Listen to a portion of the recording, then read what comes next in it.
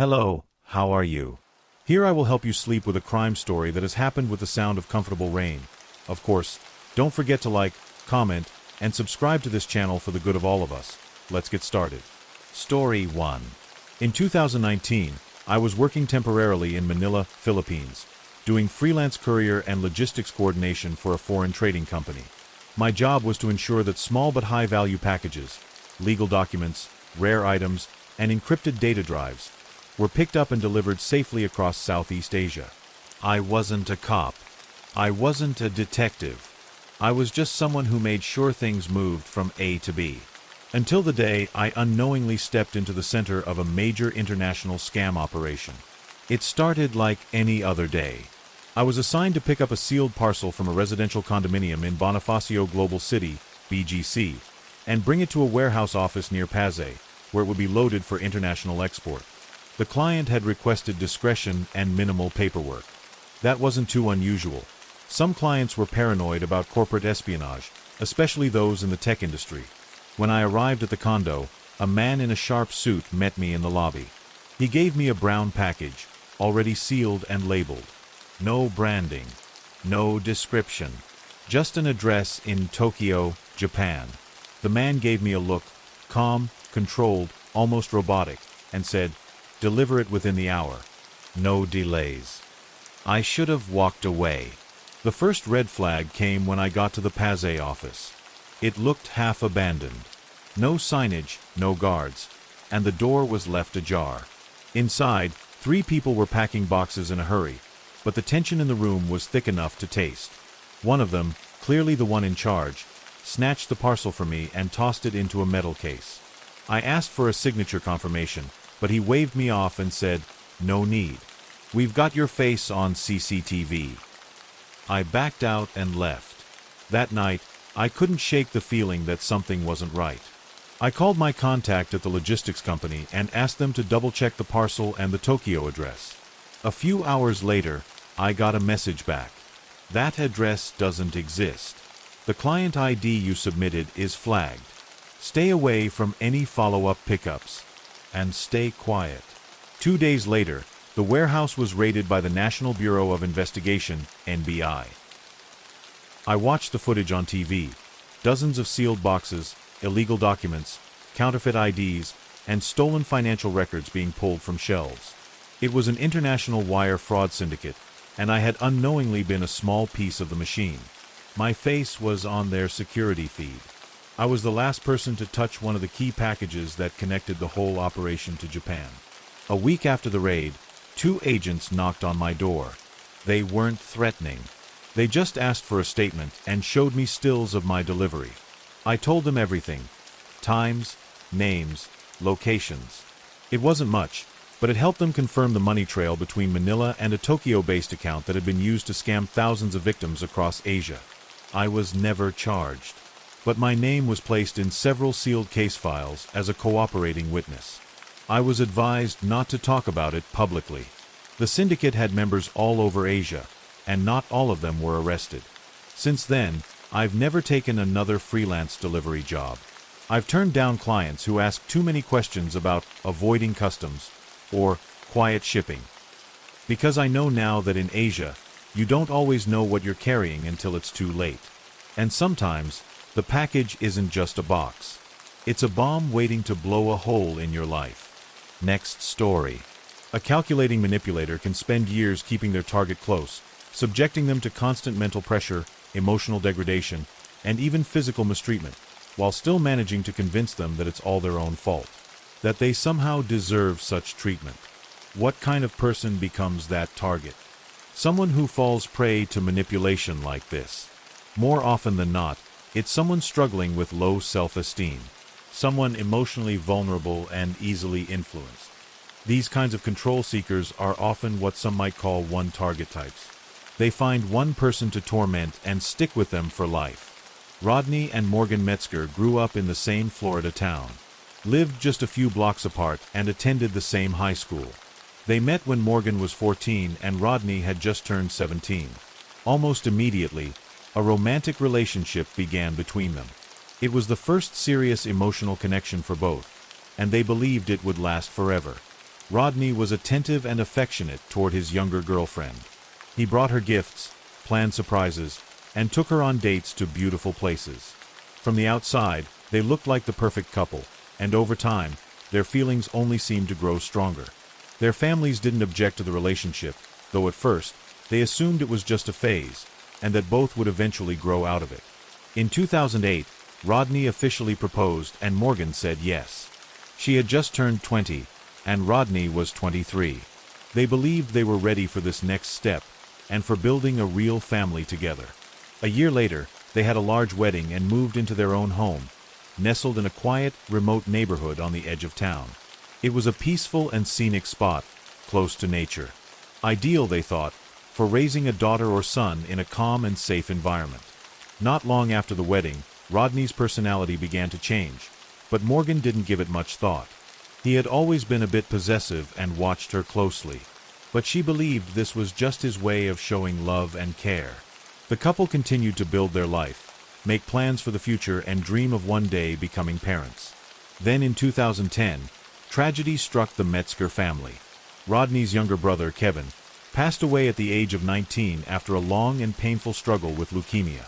His passing was devastating for everyone, but it hit Rodney the hardest. He was overwhelmed with grief and couldn't cope with the loss. After Kevin's death, Rodney became bitter and emotionally unstable. He would have sudden bursts of anger that he couldn't control.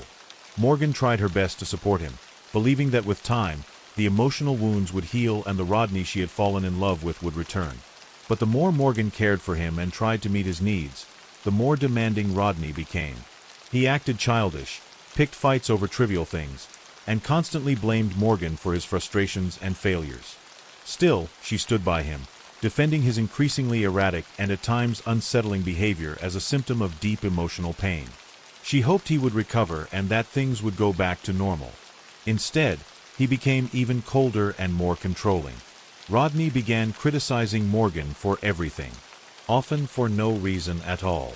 Seemed like he was using her as an outlet for his growing anger and dissatisfaction. He became extremely controlling, setting strict rules in the house that had to be followed without question. Yet he was never satisfied and always found a reason to blame Morgan. Morgan went out of her way to please her husband. She bent over backward to follow every rule he set, hoping to keep the peace. But the more she tried, the more bitter and dissatisfied Rodney became. Sadly, young Morgan, who had no experience with other relationships and didn't realize they could be different, just endured it all. For a long time, she didn't tell anyone what was really happening behind closed doors. Rodney couldn't stand any form of criticism. Even the slightest disagreement or independent thought from Morgan could trigger a meltdown. She still remembered the romantic beginning of their relationship and kept hoping that version of Rodney would come back. In 2010, Morgan became pregnant and both were thrilled. They prepared for the baby with excitement, setting up the nursery, buying clothes, toys, a stroller, everything. Morgan believed this would bring them closer, and that Rodney would finally soften, becoming a calm and stable partner. But fate had other plans. On March 15, 2011, Morgan gave birth to a baby boy. They named him Kevin, after Rodney's late brother. But the baby was born prematurely and diagnosed with a severe heart condition. He was immediately transferred to the neonatal intensive care unit, where doctors fought to save his life. Despite all medical efforts, the baby passed away 18 days later. The nursery they had lovingly prepared remained empty. And so did the hearts of the young couple. Later, Morgan would recall that time as a blur, saying it felt like she had stepped out of reality, unable to grasp what was happening around her.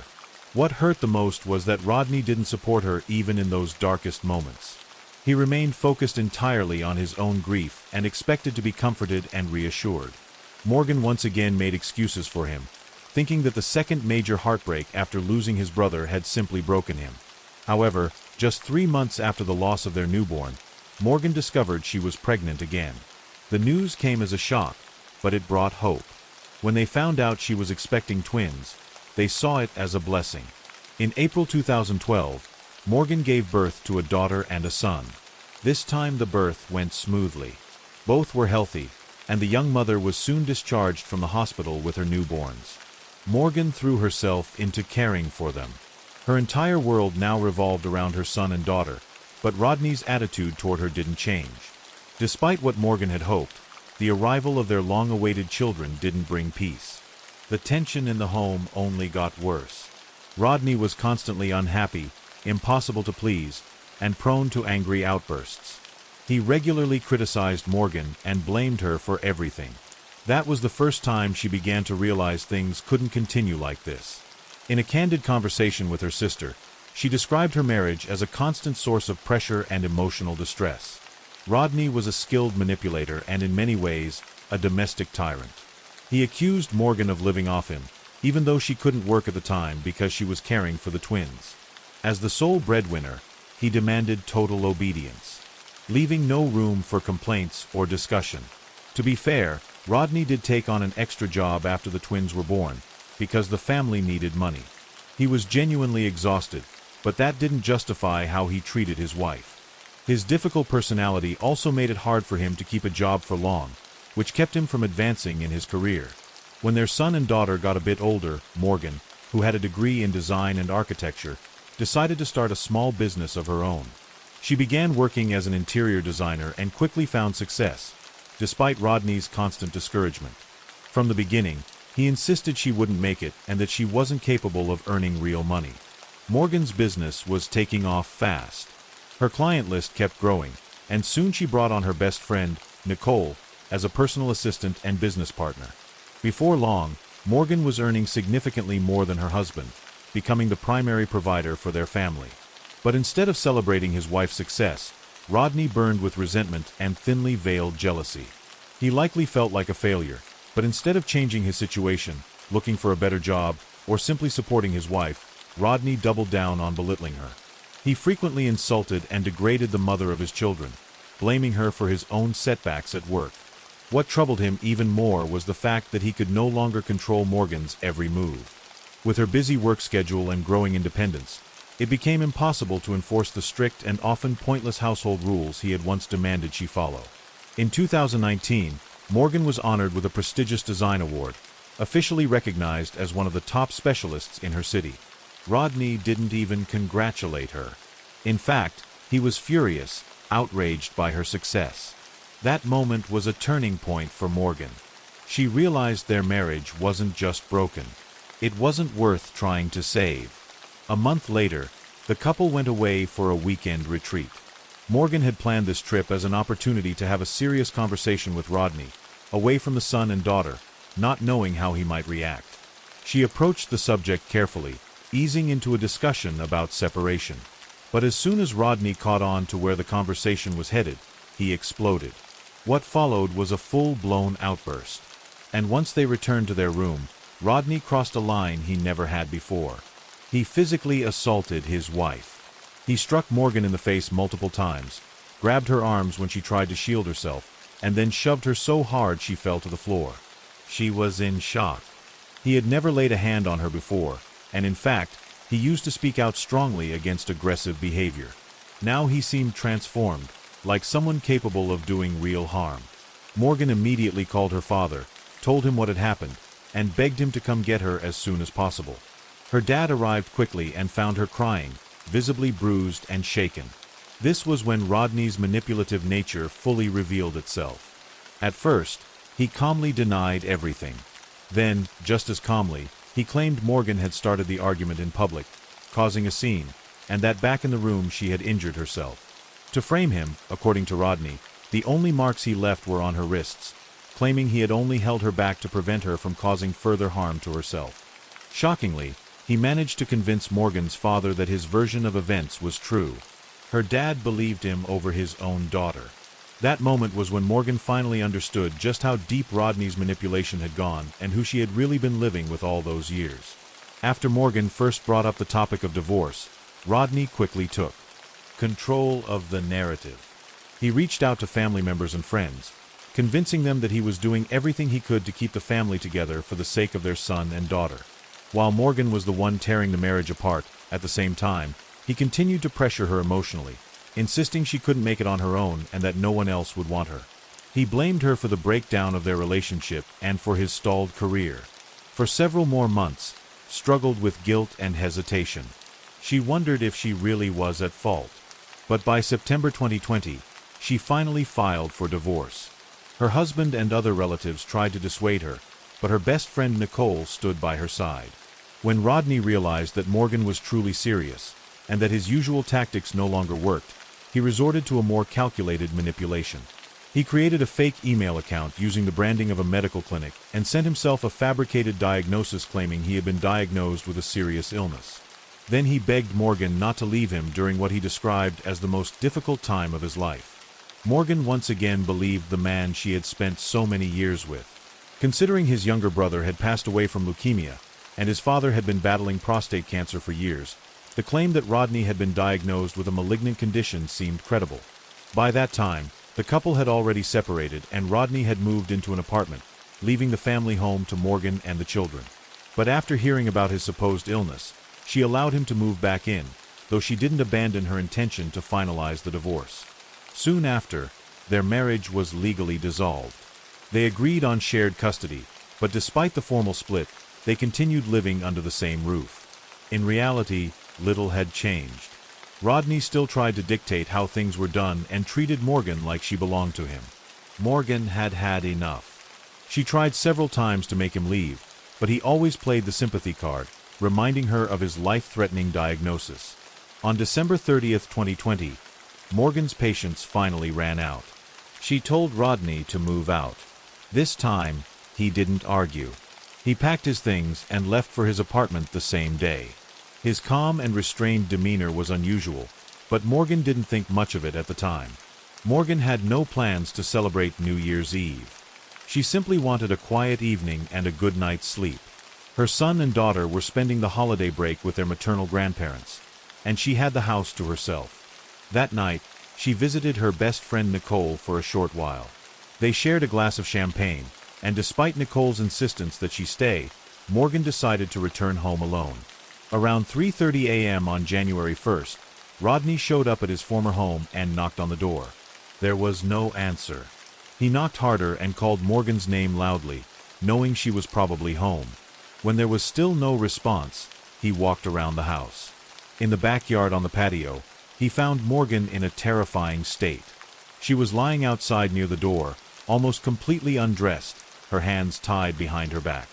A pillowcase had been pulled over her head and tied off like a makeshift hood. Rodney rushed to help. He untied her and tried to find out what had happened, asking who had done this to her. Morgan was in complete distress. She was crying, screaming, begging him to call for help and not leave her alone. Rodney called emergency services and reported the incident. When law enforcement and medical responders arrived at the Metzger residence, Rodney was sitting in his car on the driveway while Morgan, battered and in tears, was found inside the house. The scene raised immediate questions. Why wasn't her ex-husband with her, especially after she had clearly just survived a terrifying attack? As medics examined and stabilized Morgan, they were shocked by the extent of her injuries. She had sustained a concussion, multiple fractured ribs, and severe bruising across her body. Her face was so badly swollen that her right eye was completely shut. What's more, she had endured 2 instances of extreme assault, and had been strangled with bare hands to the point of losing consciousness, only for the attacker to release her each time, just before she passed out. While a few household items were missing, the attack didn't resemble a typical burglary. It looked personal, like someone had a vendetta. While medics provided care, officers began combing the scene for evidence and documenting everything. Morgan's father and sister had arrived quickly after learning what had happened, joining her and Rodney at the house. Morgan told officers that she had sent her son and daughter to her parents' place for New Year's, choosing to stay home to finish a project. On December 31st, she had only seen Nicole, and after returning home, she locked the doors and activated the perimeter alarm. She worked for a bit, then went to bed around 11 p.m.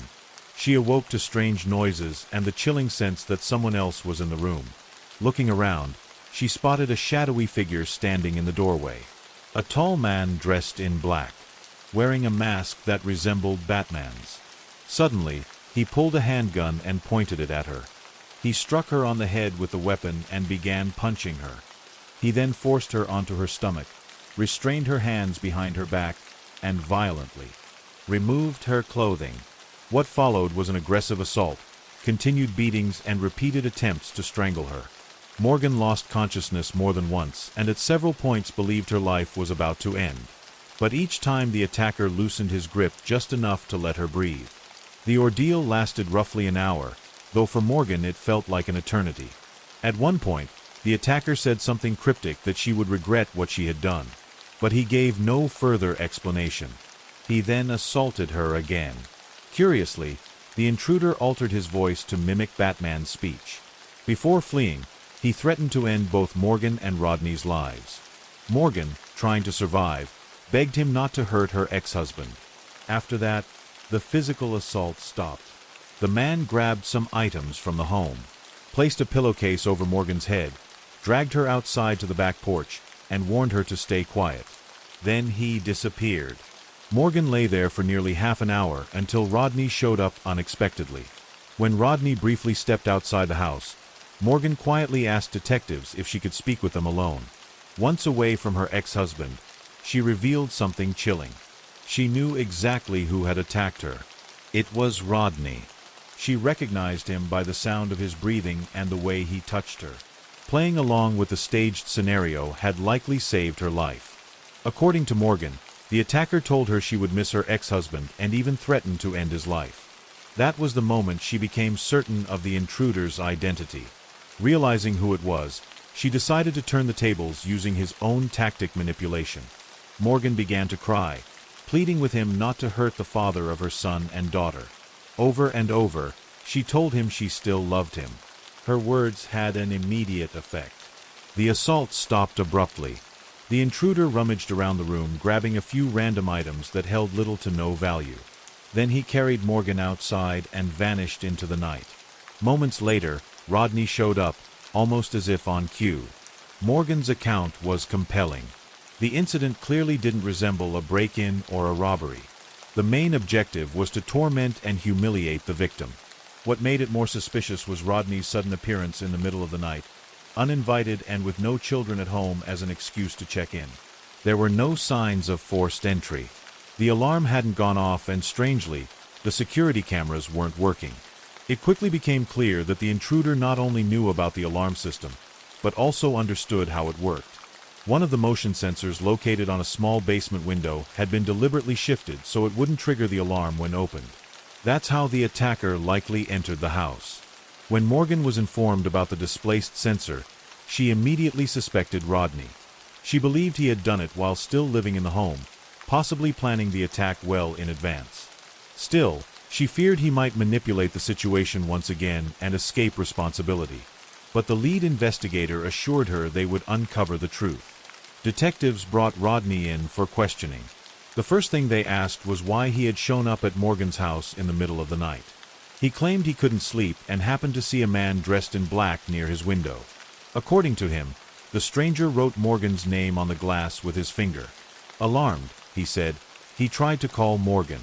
When she didn't answer, he drove over to check on her. But Morgan insisted her phone hadn't received any calls that night. When police checked Rodney's call logs, they found no record of any outgoing calls to her during that time. It was clear he was lying, though they didn't yet have enough solid evidence to make an arrest. However, they did find something disturbing on Rodney's phone. A large number of photos of Morgan clearly taken without her knowledge. It also turned out that he had hacked into her phone and had been reading her private messages. When detectives confronted Rodney with suspicions of being involved in the attack, he called it completely absurd and immediately accused Morgan of trying to ruin his life. Despite his denials, investigators obtained a warrant to search his apartment, and what they found there strengthened their case. After recovering deleted data from Rodney's laptop, they found dozens of search queries related to how to strangle someone into unconsciousness without causing death. He had also looked up how to alter one's voice. Inside Rodney's home, investigators found a pack of zip ties, identical to the ones used to bind Morgan. Even more disturbing, some had been interwoven to resemble makeshift handcuffs, matching what had been used on her. When confronted with the discovery, Rodney remained calm and claimed someone had planted the item. He insisted he had never purchased anything like that. Detectives launched a thorough investigation, combing through surveillance footage from every hardware store in the area. Their efforts paid off.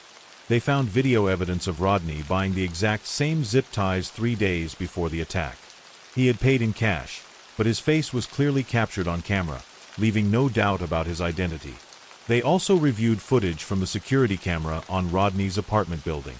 There was no trace of the mysterious figure he had described. No one approached his window, and no one wrote Morgan's name on the glass. But Rodney himself was seen leaving the building with a duffel bag around midnight. He returned around 3 a.m., changed clothes, and then left again. Investigators believe the bag may have contained the outfit and mask used in the attack, along with the items he had taken from Morgan's house, none of which were ever recovered. The most disturbing piece of evidence, however, was a farewell note found in Rodney's possession. In it, he wrote about his plan to take Morgan's life and then end his own. But Morgan's unexpected reaction, playing along, giving him hope that they might reconcile, had thrown him off. That's what saved her. The collected evidence was more than enough to warrant Rodney's arrest. He was charged with assault, battery, aggressive misconduct, making threats, burglary, and illegal possession of a firearm which had been found in his vehicle. Still, Rodney denied everything. Given his right to make a phone call, he reached out to Morgan. During that call, he tried one last manipulation, insisting she had made a terrible mistake and that an innocent man who truly loved her was now sitting in jail. Shockingly, Rodney's emotional grip on Morgan was still strong. The next day, she came to the station, claiming Rodney could never have done what he was accused of. It was a powerful example of how deeply psychological control can take root in someone's mind. Despite this, the prosecution had built a solid case. Facing the overwhelming evidence, Rodney eventually agreed to a plea deal, partially admitting guilt in exchange for a reduced sentence. On August 4, 2021, he was sentenced to 70 years in prison with the possibility of parole after 25 years. If ever released, he will remain under strict supervision for the rest of his life. Story 2. Colombo in 1949 was a city caught between fading imperial shadows and the flickering dawn of sovereignty. The air was thick with change. Smoke from newly paved roads and incense from temple festivals drifted through the humid lanes of Petta, mingling with the scent of overripe mangoes and gasoline. British troops had largely withdrawn, leaving behind their relics and their spies, their palatial administration buildings, and the fractured loyalties they'd cultivated for over a century. Among the old Dutch bungalows and Art Deco cinemas, intrigue still lingered, particularly in the shadows of ministries freshly renamed, but not yet cleansed of their colonial ghosts. That was where our story begins, under the tin roof of the Ceylon Intelligence Bureau, in a city still pretending it knew who its enemies were. Detective Inspector Elias Rodrigo had spent 20 years serving under the British Police Service, and though he now wore a badge with the Lion of Ceylon, rather than the crown of the Empire, he knew the predators hadn't changed, only their camouflage had. A man of rigid posture and quiet rage, Elias had taken the independence of his homeland not as a celebration, but as an inheritance of rot left unattended too long. His office overlooked Barra Lake, once the heart of Colombo's colonial shipping route, now a stagnant expanse of green water where files were dumped when bribes were paid. On the Monday that shattered his remaining faith in the system, Elias received an envelope, no stamp, no return address, containing 2 items. A single page torn from an official procurement ledger and a photograph of a man with his throat slit, lying beneath the port cranes near Mutwool, his blood mixing with salt water and diesel. The page was damning, entries showing the purchase of arms and communication equipment, supposedly for post-colonial border security, but the serial numbers listed were traced to shipments meant for French Indochina. The murdered man in the photo was identified as Shivraj Thambanagam, an accountant within the Ministry of Trade, and a known whistleblower. 3 weeks prior, he had filed an anonymous complaint alleging missing cargo manifests from the Port of Colombo and strange nighttime deliveries to an abandoned tea warehouse near Galface Green. The complaint had vanished into bureaucratic purgatory, as many did. Elias realized with a pit in his stomach that Shivraj had tried to alert someone, anyone, and now he was dead. Elias visited the dockside morgue in Hulfstorp, where the coroner, Dr. Mehra, a weary Tamil woman with sharp eyes and little patience, confirmed his suspicions. He was cut with a bayonet, military issue. Not just killed, displayed. Someone wanted to send a message. She lit a cigarette and added, "And they sent it to the right person. Now what will you do, Inspector Rodrigo?" Elias did not answer. He was already drafting mental blueprints of a labyrinth with Shivraj's name at its center. He began with the shipping company referenced in the ledger, Eastern Hemisphere Traders Limited. A shell company with no visible office, only a postbox at the Colombo Fort Post Office, and a registered agent in Kandy who refused to meet in person. Through weeks of surveillance, quiet bribes, and clandestine interviews, Elias pieced together a web that led him to individuals well above his pay grade. Members of parliament with known colonial sympathies, retired British intelligence officers still holding advisory posts, and, most alarmingly, a senior official in the newly formed Ministry of National Defense. Brigadier Adrian Wellesley, a half-Ceylonese, half-English war veteran who had charmed both the local elite and the remaining expatriate lords with ease. Brigadier Wellesley's name kept surfacing in coded telegrams, his initials on receipts for off-book deliveries, his personal driver's seen entering the same Galface warehouse after midnight. But what was being moved in and out, and for what purpose? Elias was advised by his superiors to stay away from sensitive cross-national affairs, and was promptly removed from the case. He knew better than to protest officially. Colombo's walls were thin and secrets had ears, but that didn't stop him. Instead, he followed the trail in silence, using an old network of anti-imperial activists he had once jailed, but now found himself reluctantly aligning with. Among them was Anjali Gunasekara, a former revolutionary-turned-political journalist who knew the city's pulse better than most surgeons knew arteries. Together, they surveilled the Galface site and uncovered the heart of the conspiracy. The warehouse was being used as a weapons depot. Crates of rifles and encrypted radios were being smuggled in by night and shipped out via rail to jungle encampments in the Yuva and northern provinces, regions still crawling with post-war militias and unofficial anti-communist units. It wasn't just corruption.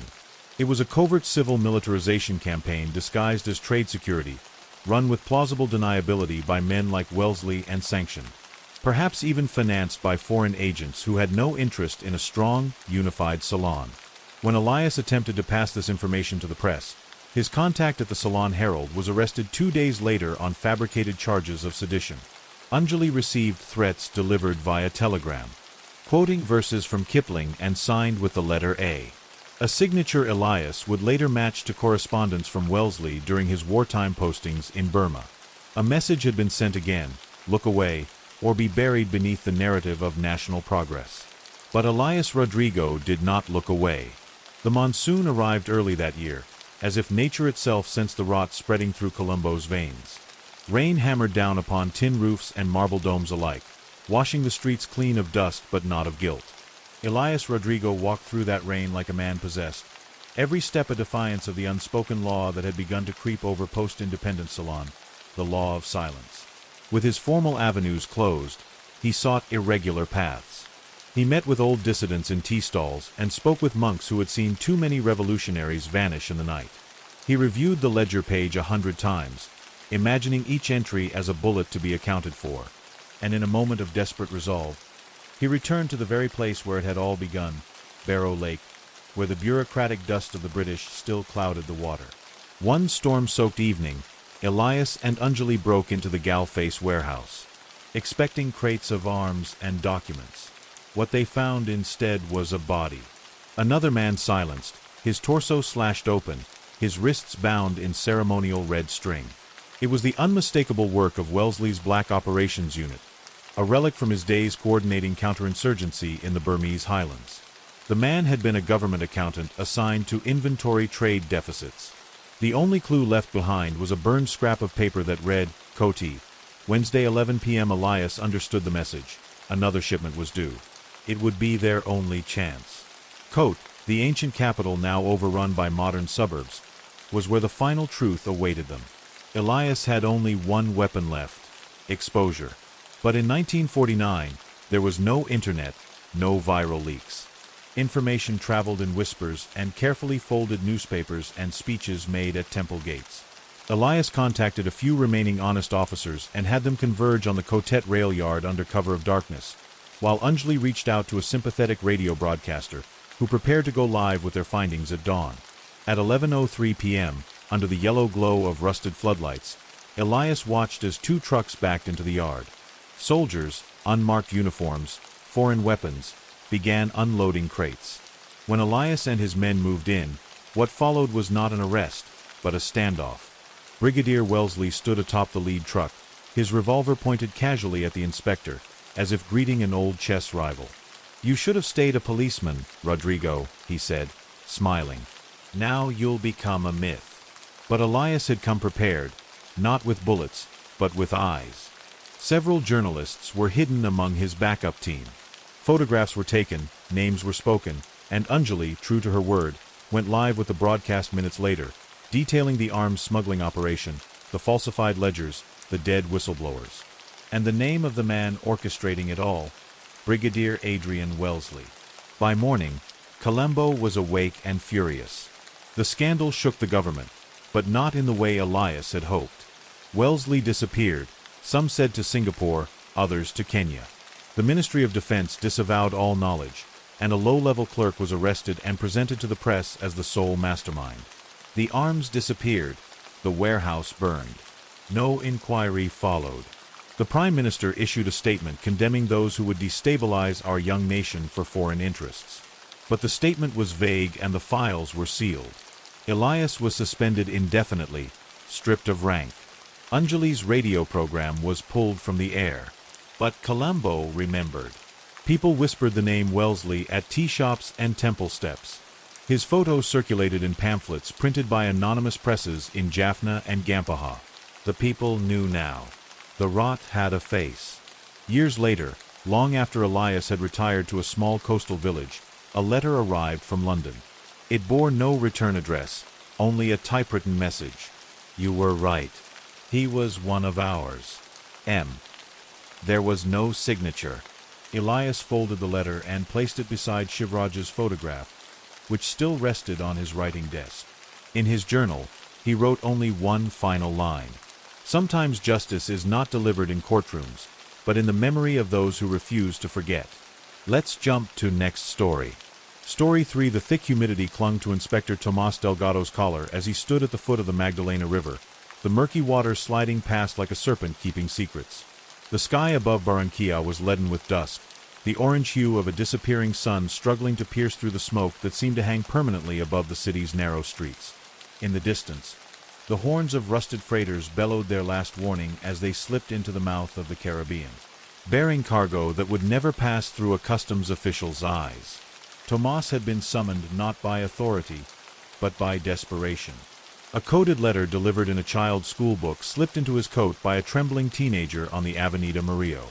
The signature was unmistakable, AJ, the initials of Alicia Jimenez, the only woman he'd ever trusted in a world of crooked uniforms and politicians who exchanged favors like playing cards soaked in blood.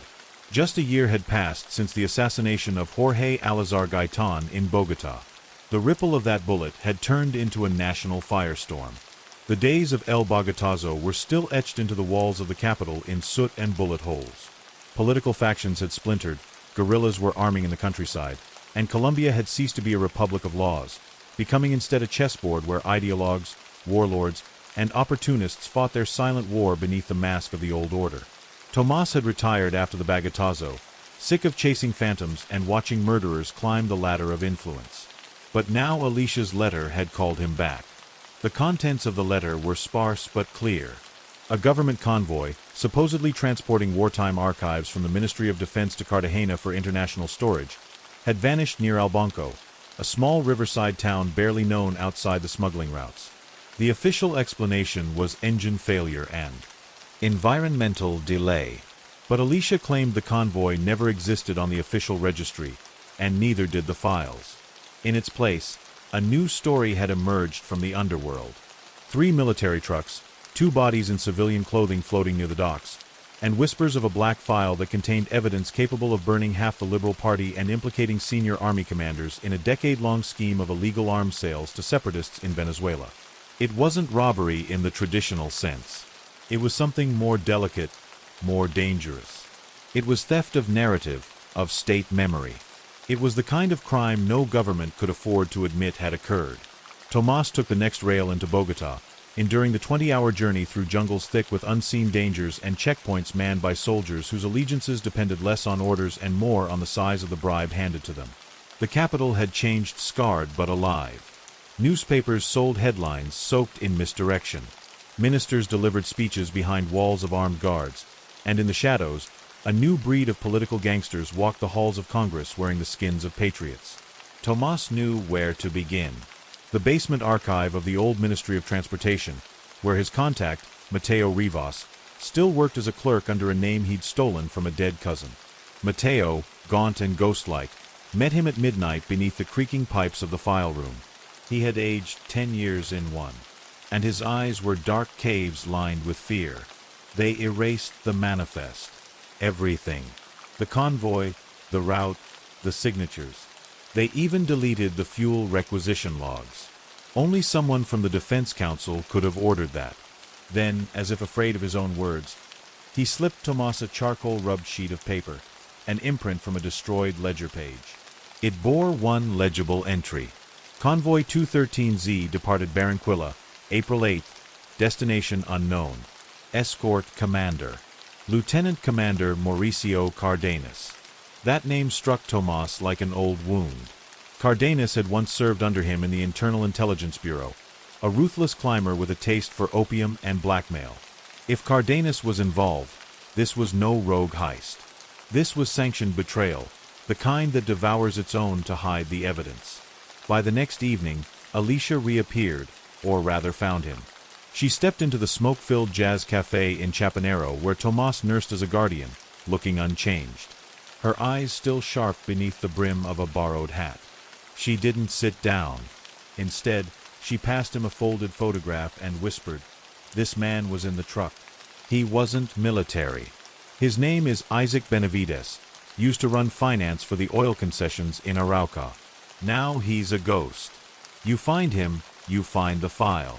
Tomas traced Benavides through a spiderweb of shell companies, churches, and abandoned law offices until he landed in the sulfur-reeking mining town of Zipacura. There, hidden beneath the facade of a Catholic cooperative, Tomas found Benavides, or what was left of him. His body was hanging from the rafter of an unused salt chamber, a black sack tied around his head, and a burnt ledger clutched in one rigid hand. The message was clear: talk and die. But even in death, Benavides had offered something. The fragment of a map, partially burned, with a symbol that Tomas recognized immediately. The insignia of the Fuerza Negra, an unofficial paramilitary group rumored to have been formed by rogue officers in the aftermath of Gaitan's murder. If they had the file, it wasn't for politics. It was leverage. Returning to Bogota, Tomas knew there was no way forward through official channels. Every police office was infected, every judge compromised. The only way to retrieve the truth was to treat it like a criminal enterprise, to steal it back. Alicia helped him gather a crew, an old explosives expert named Don Victor, a mute lockpicker called Pez, and a disgraced soldier with a drinking problem named Ramiro Suarez. Their target? An abandoned colonial prison turned clandestine archive on the outskirts of Fusagasugá, now rumored to house the stolen convoy materials under the guise of a historical preservation site.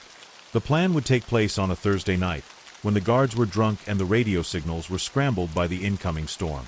The rain had started before sunset, soaking the jungle-cloaked hills of Fusagasugá in sheets of silver. Thunder cracked like cannon fire over the red tiles of the abandoned prison that had once held independence revolutionaries and, later, political dissidents. It now belonged to no one officially, which meant it belonged to someone powerful unofficially. Beneath the guise of preservation, the Fuerza Negra had converted the ancient structure into a black vault for secrets too damning to file and too valuable to destroy. As Tomas Delgado and his crew moved through the forest, the scent of wet moss mixed with gun oil and nerves. The mission wasn't a robbery of gold, jewels, or money. It was a heist of the truth. And if successful, it would bring down the last illusion of legitimacy the Colombian regime still wore like a dying man's makeup. Ramiro took point, scouting the watch patterns with a pair of stolen military binoculars. The guards weren't police. They wore no insignias and carried check-made submachine guns. Their silence and their movements were military, but their discipline was mercenary. Don Victor crawled ahead and placed a clay charge along the back wall, directly behind the building's drainage channel. Pez, who had not spoken a word since they left Bogota, had already picked the rear gate and disabled the rudimentary alarm system, an old radio frequency scanner that could be jammed with the right interference.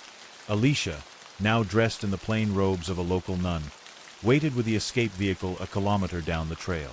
The engine off and the rosary in her lap trembling with the storm. The explosion, when it came, was more whisper than roar, a muted thud that cracked the foundation but didn't rattle the jungle. By the time the guards noticed the breach, Tomas and Pez were already inside. The corridors stank of mold and dust, the stone walls weeping with decades of forgotten crimes.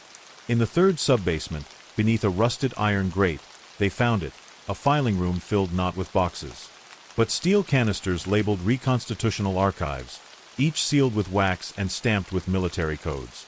One canister had already been opened. Inside were stacks of microfilm, photographs of what appeared to be signed transfer receipts for military hardware, wire transfer logs connecting Colombian generals to Swiss banks, and handwritten orders authorizing political assassinations disguised as insurgent cleanups. Among the signatures was one name that had haunted Tomas since the day Gaetan died.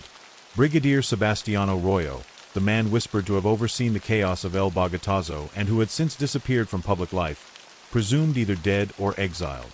Suddenly footsteps, not above, but inside the vault itself. Tomas signaled Pez to kill the lantern. In the pitch dark, the whisper of boots echoed like gunfire. A flashlight beam sliced the dark and thin arcs and a voice spoke in crisp Spanish, not like a guard, but like someone accustomed to interrogation. "You think this place is invisible, but everything leaves a trail, Inspector." The voice belonged to Cardenas. He had followed the scent, or perhaps been waiting for it all along. His silhouette appeared at the door, pistol raised. "I warned you once in 47, but you still believe in justice, like it's a dog that'll come when you call." Before he could fire, a second explosion rocked the upper floor, Don Victor's backup charge, meant to serve as a distraction. Cardenas flinched, and Pez lunged from the shadows like a ghost, slashing at his wrist with a concealed blade. The gun fired into the stone, ricocheting with a scream of metal. Tomas struck him across the head with the butt of his pistol, and the man collapsed like a cut tree. They had minutes now, maybe seconds. With Pez's help, Tomas grabbed as many canisters as he could carry, shoving them into a canvas pack and covering their escape with a grenade tossed into the hall. It didn't matter if the files were complete. What mattered was getting them out alive. They emerged into the forest as spotlights danced across the tree line, sirens wailing like wounded animals. Alicia had already started the truck, its engine masked by the storm. Don Victor took the wheel while Romero laid down covering fire, returning to the truck last with a bleeding arm and the manic grin of a man who had expected to die and was surprised not to. They tore through the mud-choked road, pursued briefly by jeeps, until a landslide, natural or not, blocked the pass behind them. Only when the lights of Fusagasugá vanished did Tomas allow himself to breathe. Back in Bogotá, the files were duplicated and distributed to foreign press agencies, radical student groups, and sympathetic clergy. The originals were placed in a safety deposit box under Alicia's name in Panama City, with instructions to be released upon either of their deaths. Within 2 weeks, stories began to surface in European newspapers about Colombian military collusion, illegal arms sales, and political killings disguised as anti-communist operations. The government denied everything. Brigadier Arroyo was declared dead in an avalanche, though no body was recovered. Cardenas disappeared from Bogotá's military registry. The prison was burned to the ground in what was described as a lightning-induced fire. But the silence that followed was not reassurance, it was confirmation. Something had ruptured, and even if justice would never come in handcuffs or trials, myth of state innocence had been shattered. For his part, Tomas vanished from public life once more. Alicia returned to teaching under an assumed name in Quito, Ecuador. Ramiro, sober for once, found work guarding Peruvian copper shipments. Don Victor died peacefully in a small village near Medellin, his ashes scattered at dawn without ceremony. Pez was never seen again, and yet persisted that somewhere in the Sierra Nevada, a new archive had been created, not to hide secrets, but to preserve them against future liars. That those canisters, those burned photographs and stained ledgers, remained safe under the earth, guarded by those who remembered the cost of forgetting. The war for truth had not been won. But for a brief moment in 1949, the silence had been broken, and someone had dared to steal back the story. Years passed. but the ghost of 1949 remained etched into the fractured stone of Colombia's political memory. The files released by Tomás Delgado and his team were denied with carefully tailored press statements and counter-propaganda. Foreign diplomats issued gentle objections, then returned to lucrative oil negotiations. The Colombian press, heavily censored or bought out, ran headlines about foreign misinformation and communist infiltration. But behind closed doors, panic gripped the country's elite. The sheer specificity of the leaked documents, military designations, transfer codes, account numbers in Geneva, could not be denied. Investigations were quietly launched, then mysteriously dropped. Witnesses died in unfortunate accidents, and magistrates recused themselves under sudden illness.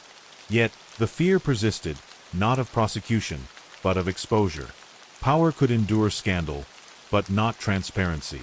For Tomás, life became a fugue of false names, border crossings, and encrypted letters. He no longer believed in trials or justice in the traditional sense. What they had done in Fusagasugá wasn't a clean act of heroism. It was theft, plain and brutal, but theft of a truth too long buried beneath Colombia's layers of national amnesia. Still, the weight of that truth bore down on him. He wrote memoirs under pseudonyms and sent them to underground publishers in Buenos Aires and Caracas. Some were intercepted, others quietly circulated. In certain university halls, students spoke his name with reverence, unaware if he was alive or dead. In 1952, a coded message reached Alicia through a sympathetic priest in Bogotá. The message contained a single phrase, El Cuervo duerme, the crow sleeps. It was the final code in their shared lexicon meant to indicate Tomás had been captured or killed. She wept that night beneath the crucifix in her Quito classroom, but the next day she taught as usual, voice steady, eyes hollow. A week later, she disappeared entirely, abandoning her belongings and leaving behind only one clue: a microfilm reel hidden inside a Spanish-language Bible. That reel eventually surfaced in Cuba, showing photographs of yet unpublished documents from the Fusagasugá archive, ones implicating a former vice president and several American advisors in clandestine operations. Ramiro, sober until the end, died in 1960 under suspicious circumstances. He had been working at the docks in Lima when he was pulled into an alley by men in dark suits. Witnesses said he was laughing moments before he was stabbed 16 times. The police ruled it a robbery. Nothing was taken. Don Victor's ashes, scattered in 1951, were never found again. Local villagers claimed strange men visited the site a year later, digging under the cover of night. Some believed they were searching for more documents. Others believed they were searching for Pez. As for Pez, the phantom, the knife in the dark, his legend only grew. Some claimed he had become a revolutionary assassin in Guatemala. Others said he joined the French Foreign Legion under a false passport. A few whispered he had been captured and held in a Venezuelan black site. But in 1968, a journalist from Arce claimed to have met a man calling himself El Silencio in a Tangiers cafe. A man with dead eyes and a scar across his left palm who spoke perfect Spanish and worse French. The journalist said the man had spoken only one phrase before disappearing into the Medina. The real crime is memory. The Colombian government changed hands many times. Dictators came and went, some in uniforms, others in tailored suits. Reforms were promised, elections rigged, and streets renamed. Yet the old machinery endured beneath the paint. In 1975, a young archivist of the National Library found a torn memo referencing a secret fund for narrative adjustment, a euphemism for propaganda operations and political silencing. The memo included a note, "See Delgado file." But there was no file. No mention of Tomás Delgado in the official records. It was as if he had never existed. And still, every few years, more documents leaked. Always anonymous. Always damning. A ledger of campaign bribes in 1981. An audio recording of a military tribunal in 1990. A decrypted message revealing foreign interference and land privatization in 1995. Each one traced back, at least spiritually, the night in Fusagasugá. Historians began calling them Los Cenizas, the ashes, referring to the files believed to have been burned but that somehow kept returning like embers in a dry field. In university lectures and radical bookstores, Delgado became less a man and more an idea, the ghost of truth haunting the lie of order. In 1999, a documentary aired briefly on a Spanish-language television station in Costa Rica, titled El Crimen del Archivo. It chronicled the 1949 heist and the suspected role of the military in orchestrating false flag assassinations. It was pulled from the air within 2 days. The network cited inconsistencies in sourcing, but insiders later revealed the station had received an urgent communiqué from Bogotà's consulate. The documentary's director, a woman named Celeste Agremont, went into hiding. Before she vanished, she gave one final interview in which she said, "There is no single Colombia. There is the story we're told and the story that bleeds under it."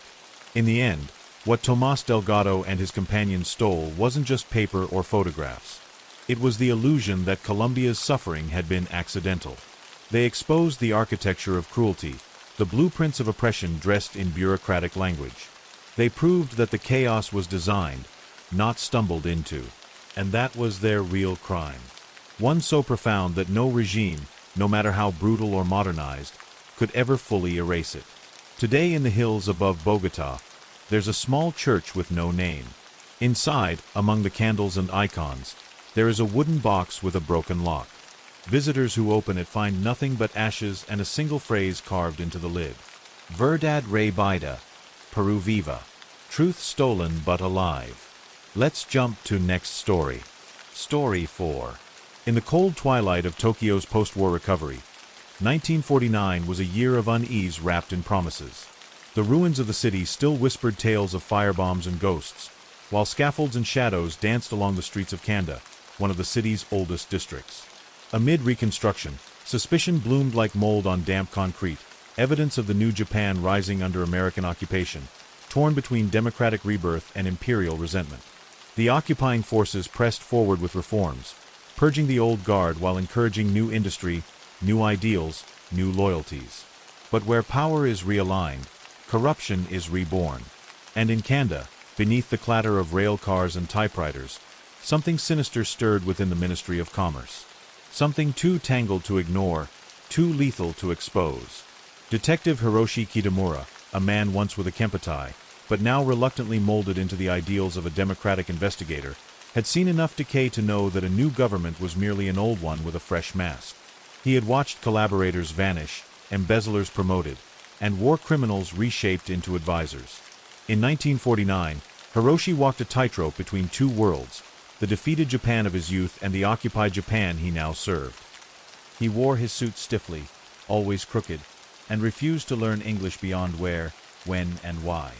Yet he was fluent in silence, in glances, in the way a man's shoe clicked 1 second too long in a hallway. It was on a gray April morning that Hiroshi received the call, one that would unravel what little faith he had left in the new regime. The corpse was found at the base of the elevated rail tracks near Kanda Station, sprawled against the blackened stone like a forgotten rag doll. It was a man in his 30s, dressed in a Ministry of Commerce overcoat, face smashed beyond recognition. At first glance, it seemed a suicide. So many had leapt to their deaths in the months following the dissolution of old power structures. But Hiroshi knelt beside the body, reached beneath the sleeve, and found bruises, fresh ones, oval-shaped, perhaps from a struggle. The man had been beaten before he died. His fingernails were cracked, and on his left wrist was a tattoo. A faint chrysanthemum, a symbol of the imperial household. Something was off. No wallet. No identification. Just a folded page in the coat pocket with a list of names. Some typed, others handwritten. Several were crossed out. He took the list back to the precinct, ignoring the stares of young American MPs who considered him a dinosaur. His colleague Sato, a younger man schooled in both occupation policy and American optimism, looked over the page and paled. "These are procurement officers," he muttered, "from the black market reconstruction bids. Lumber, steel, cement. They were the veins of Tokyo's rebirth. Men who controlled who got what, when, and how."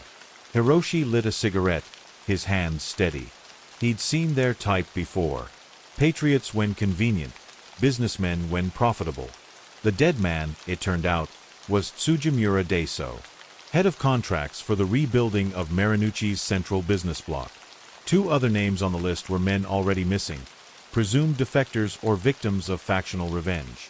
As Hiroshi traced the links, a name kept surfacing: Kazuo Naki. Once a colonel, now reborn as a businessman with ties to the Allied-approved Steel Syndicate, Naki had been protected during the purges due to his cooperation with SCAP's economic division. He was untouchable. Or at least, that's what everyone said. But Hiroshi remembered Naki from 1944, back when he was involved in war profiteering and underground experimentation in Manchuria. The Americans had spared him, but Hiroshi hadn't. He still had the files buried in his apartment, under a false panel behind his daughter's piano. Naki had the motive, the connections, and the ruthlessness. He also had the fear. Hiroshi could smell it in the way Naki's name was always spoken low, like a curse. A week after Tsujimura's body was found, another corpse surfaced. This time in Wendell Park. A woman, barely 25, strangled and dumped in the pond. No ID, but Hiroshi recognized her from surveillance photos taken in December. She was one of Naki's typists, likely a courier for secret documents. Her death wasn't just a cleanup. It was a message. Someone had begun tying off the loose ends, severing them before they unraveled a scheme bigger than bribery or murder. Hiroshi feared what lay at the center.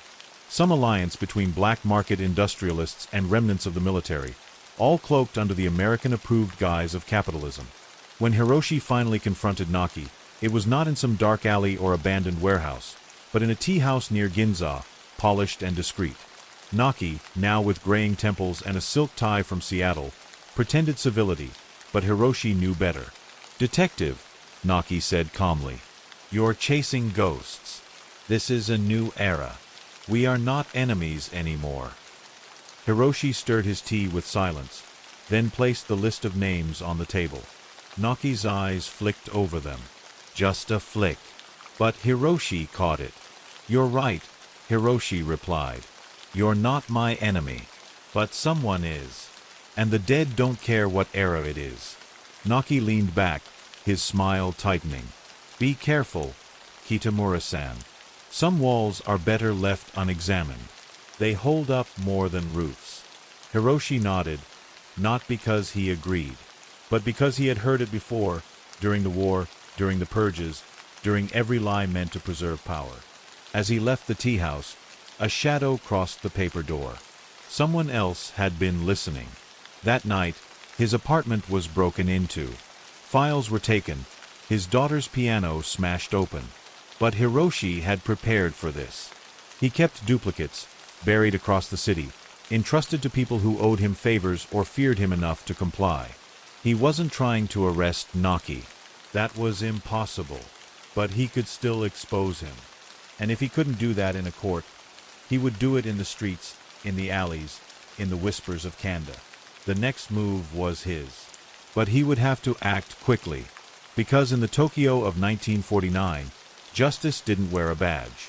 It wore a blade in the dark. The days that followed blurred into a slow spiral of watching, listening, and writing letters that were never sent.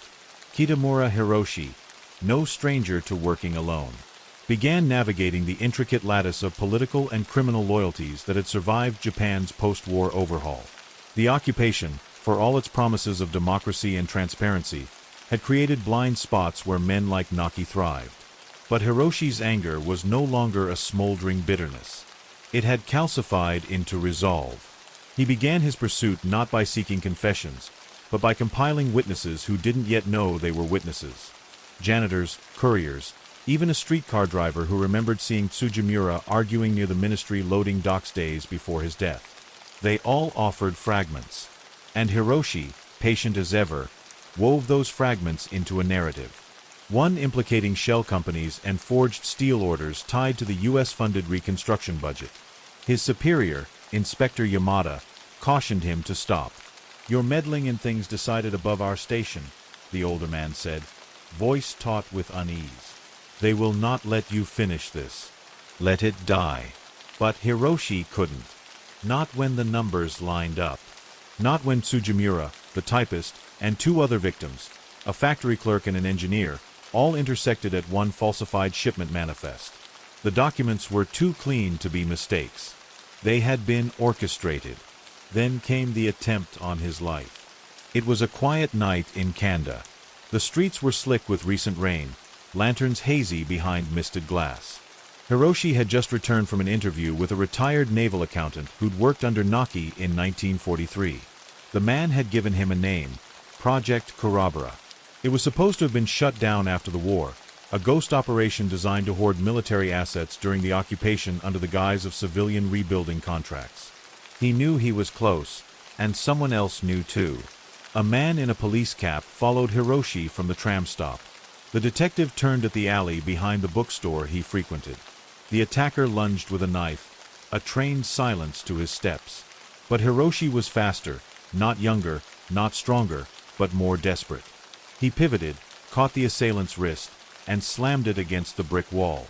The blade clattered. The man fled, bleeding, disappearing into the maze of alleyways. Hiroshi stood alone, breath heavy, knuckles raw. He reported the attack, but no one followed up. Even the precinct clerks seemed uninterested. The message was clear: back off. Yet that very night, as he nursed his hand with ice and sake, Hiroshi made a decision. He no longer needed justice through official channels. He needed exposure. He compiled everything he had: testimonies, forged manifests, procurement invoices, and one photograph of Naki and Tsujimura at a clandestine meeting in a Shinjuku warehouse. He typed it all into a report, coded certain names, and gave it to a trusted former journalist named Tanaka, who now ran a small literary magazine. Printed as fiction, Hiroshi instructed. A story. Use different names, but let people read between the lines. Tanaka, a man with little left to lose, agreed. And so the article ran, under the title, Ashes Beneath Steel. Tokyo's readers devoured it. Though the story was masked, those familiar with the city's reconstruction politics saw through the veil. It caused a stir, not enough to bring Naki down, but enough to force him into silence. The syndicate, exposed to the public eye, began eating itself. Allies turned cautious. Funds were frozen. A young American intelligence liaison asked Hiroshi for an off-the-record meeting. "Clever," he said, half amused. "We can't touch Naki, but you made him radioactive." Within weeks, Naki announced he would be leaving Japan for business in Argentina. But Hiroshi never saw it as a victory. Justice, in 1949, came without ceremony. The dead stayed dead. The victims were never named. No trials were held. But in the shifting silence of Kanda, Hiroshi could finally walk without shadows clinging to his heels. His city, though battered and bought, had remembered how to whisper the truth. And that, in post-war Japan, was as close to justice as one could hope to find.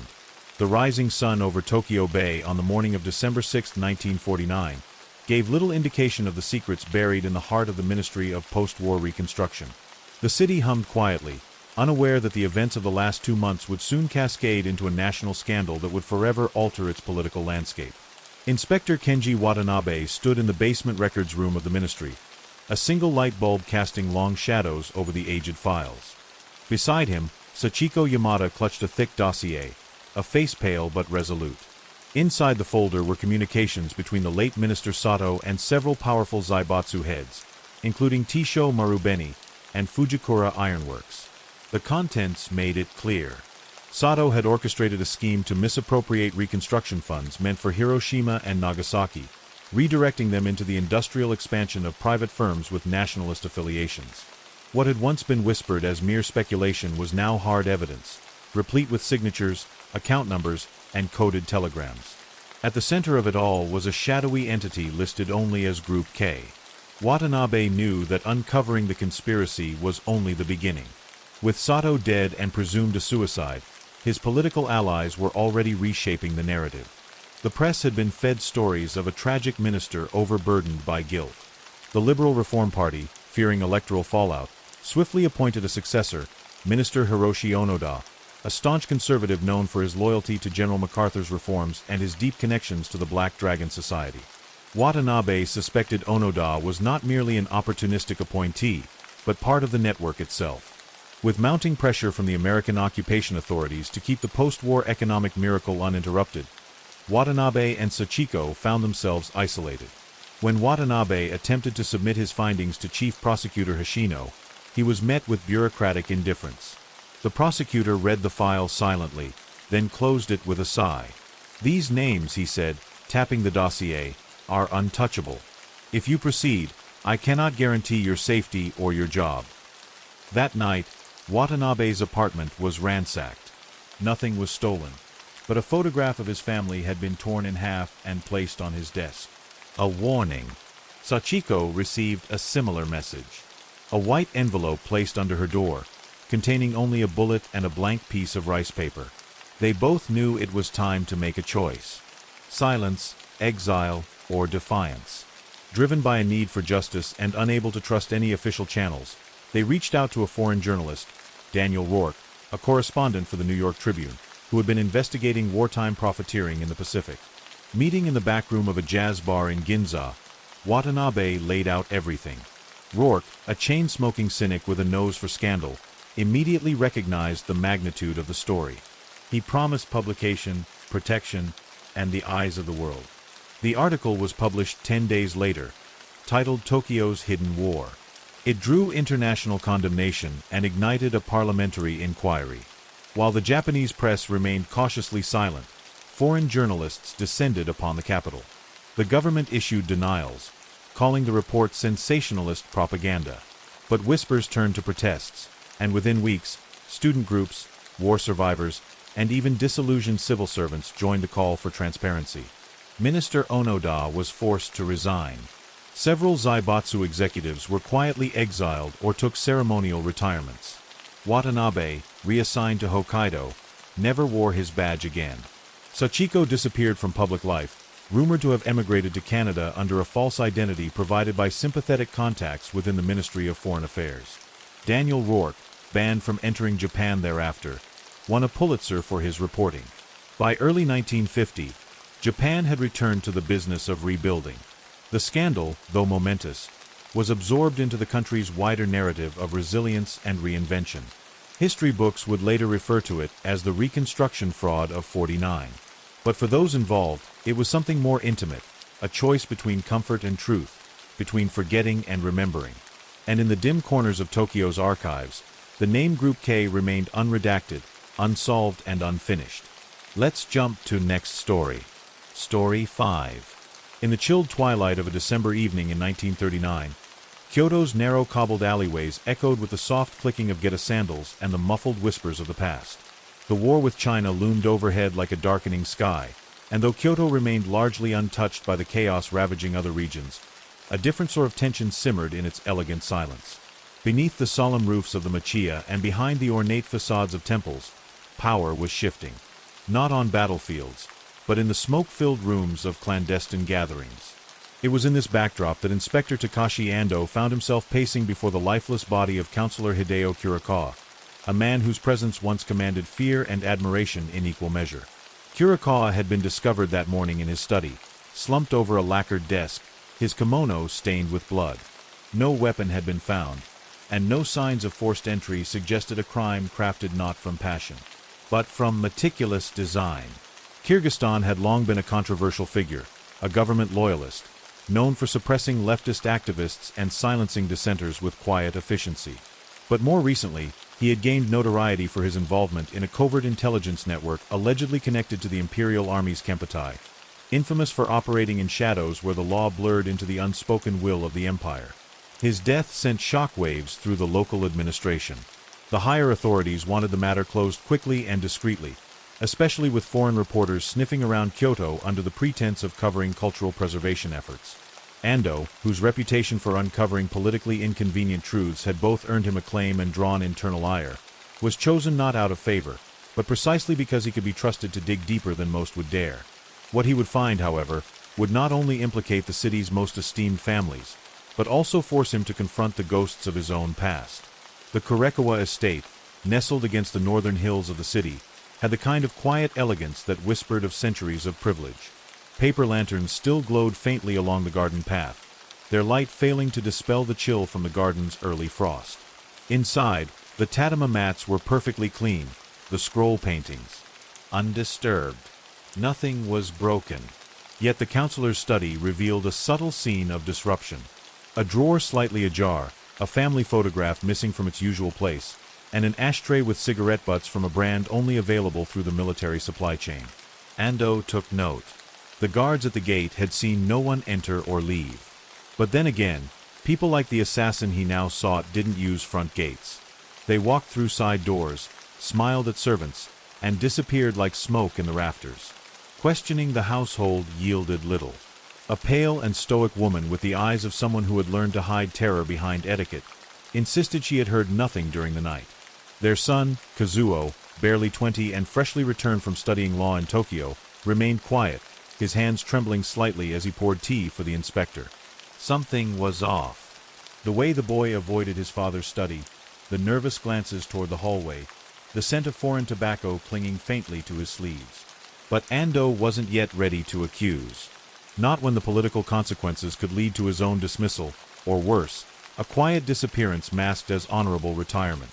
The deeper Ando investigated, the more he uncovered fragments of Kyrgyzstan's recent paranoia. Old letters suggested he had begun distrusting his own network. One letter, addressed to an anonymous figure identified only as T, warned of a betrayal within his closest circle, someone who had grown too ambitious, too curious about foreign sympathizers. The letter spoke of a potential leak of sensitive documents outlining Japan's secret operatives in Manchuria, documents that, if exposed, could embarrass the entire imperial hierarchy. Ando knew such information wouldn't merely get someone killed. It could unravel alliances, or start new ones in the enemy's favor. The inspector's search brought him to Gion, where in the evening hours the alleys behind the tea houses came alive with whispering silk and secrets traded over delicate cups of sake. It was there he met with a woman named Aiko, a former geisha turned informant, whose clientele once included Kurikawa himself. She had seen the counselor just days before his death. He had seemed agitated, paranoid, convinced that someone from within the military was watching him. Aiko handed Ando a sealed envelope Kurikawa had left in her keeping. Inside was a single name scribbled in hurried ink: Colonel Masaru Tamanaga. Tamanaga was not just any colonel. He was a rising star within the intelligence division, stationed unofficially in Kyoto for strategic observation. He was also known for his ruthlessness and his disdain for anyone who questioned the war's direction. If Kurikawa had intended to expose something, Tamanaga would have had every reason to silence him. But approaching such a man with accusation required more than suspicion. It required a death wish. That night, Ando found himself sitting alone on the floor of his small apartment in Pontocho, surrounded by files, notes, and memories. The city hummed outside his paper walls, a sound too delicate for the weight of the truth he was carrying. He had pieced together enough to suspect a larger plot, perhaps even one that involved a silent war within the government itself, a war of information, leverage, and blood. The death of one man was not the end, but merely a signal. Something was about to erupt in Kyoto, and Ando was standing at the epicenter. The following morning arrived cloaked in mist, the city of Kyoto barely visible through the fog as though the mountains themselves were withholding their judgment. Inspector Ando knew he had little time. Already, he had been warned subtly by his superior, Commissioner Saito, to tread carefully and avoid stirring unrest in the intelligence divisions. The counselor's death, Saito claimed, was clearly the result of personal misfortune and should be filed as such. It was an indirect order to close the case. But Ando had never been one to file away corpses when too many threads still dangled from the scene. And so discreetly he made his way toward the southern district where Colonel Masaru Tamanaga resided in a private villa. Far removed from the military barracks and nestled among groves of cedar and plum trees, a luxury reserved only for men above scrutiny, the colonel greeted him with the calm arrogance of someone who had never been questioned. Dressed in a pressed uniform, his boots spotless, his fingers adorned with a single jade ring, he welcomed Ando without warmth. The drawing room where they spoke was Spartan, save for a row of military decorations and an ominously closed cabinet in the corner. Counselor Kurikawa was a troubled man, Tamanaga said with theatrical patience. He had many enemies. You'll waste years hunting ghosts. But Ando noticed the shift in the colonel's tone when he mentioned the name Iko. The faintest pause, a tightening of the jaw, tells invisible to most, but to Ando, clear as blood on snow. Tamanaga knew Kurikawa had tried to leave something behind, and more importantly, He feared what might have been found. Was Kurikawa in possession of anything the military would deem sensitive? Ando asked, treading the line between innocence and implication. The colonel's answer was slow, deliberate. Counselor Kurikawa was not authorized to retain such materials. If he did, that would constitute treason. And there it was, the hint of justification, perhaps even preparation for a posthumous indictment. Ando thanked him and left, but not before catching a glimpse of something troubling. On a small side table near the exit lay a cigarette case identical to the one found in Kurikawa's study. Military issue. The inspector's suspicion hardened into certainty. Returning to the city, Ando turned his attention to Kazuo Kurikawa.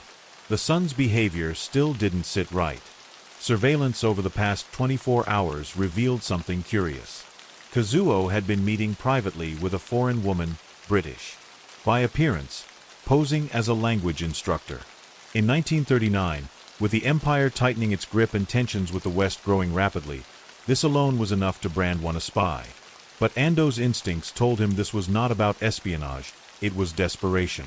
Digging deeper, he learned that Kazuo had been secretly gathering documents from his father's archives and through the foreign contact, attempting to smuggle them out of Japan. Ando confronted Kazuo under the guise of a casual walk through the Maruyama Park, where the cherry trees stood barren in the cold wind. The young man broke quickly, not out of guilt, but fear. My father was trying to make peace, he confessed, trembling as they sat on a stone bench beneath a weathered lantern. He knew something terrible was coming. He had proof that certain elements within the army were planning unauthorized operations in China, actions that would provoke the West. He said the military had gone mad, that Japan would lose everything. Kazuo's voice faltered. He was going to send the documents to Geneva. He said the world needed to see what was happening. But before he could act, the colonel had discovered his intentions. The night before his death, Kurikawa had confided in his son and handed him a key, one that unlocked a hidden compartment beneath the floorboards of the study. "I haven't opened it," Kazuo whispered. "I've been too afraid." Ando wasted no time. That evening, under the guise of returning for final inventory, he entered the Kyrgyzstan estate and unlocked the concealed compartment. Inside was a sealed package containing photographs, ledgers, and coded correspondence, all pointing to covert atrocities committed by rogue military units in occupied territories. More damning, there were records implicating Colonel Tamanaga not only in these actions, but in efforts to fabricate diplomatic communications that would justify an expanded war in the Pacific. It was, in essence, a blueprint for manipulation, war by design. But Ando knew such truth was too dangerous to expose openly. The authorities would bury it. Worse, they would kill to prevent it from ever surfacing. He took the documents and made a decision that would alter the course of his life.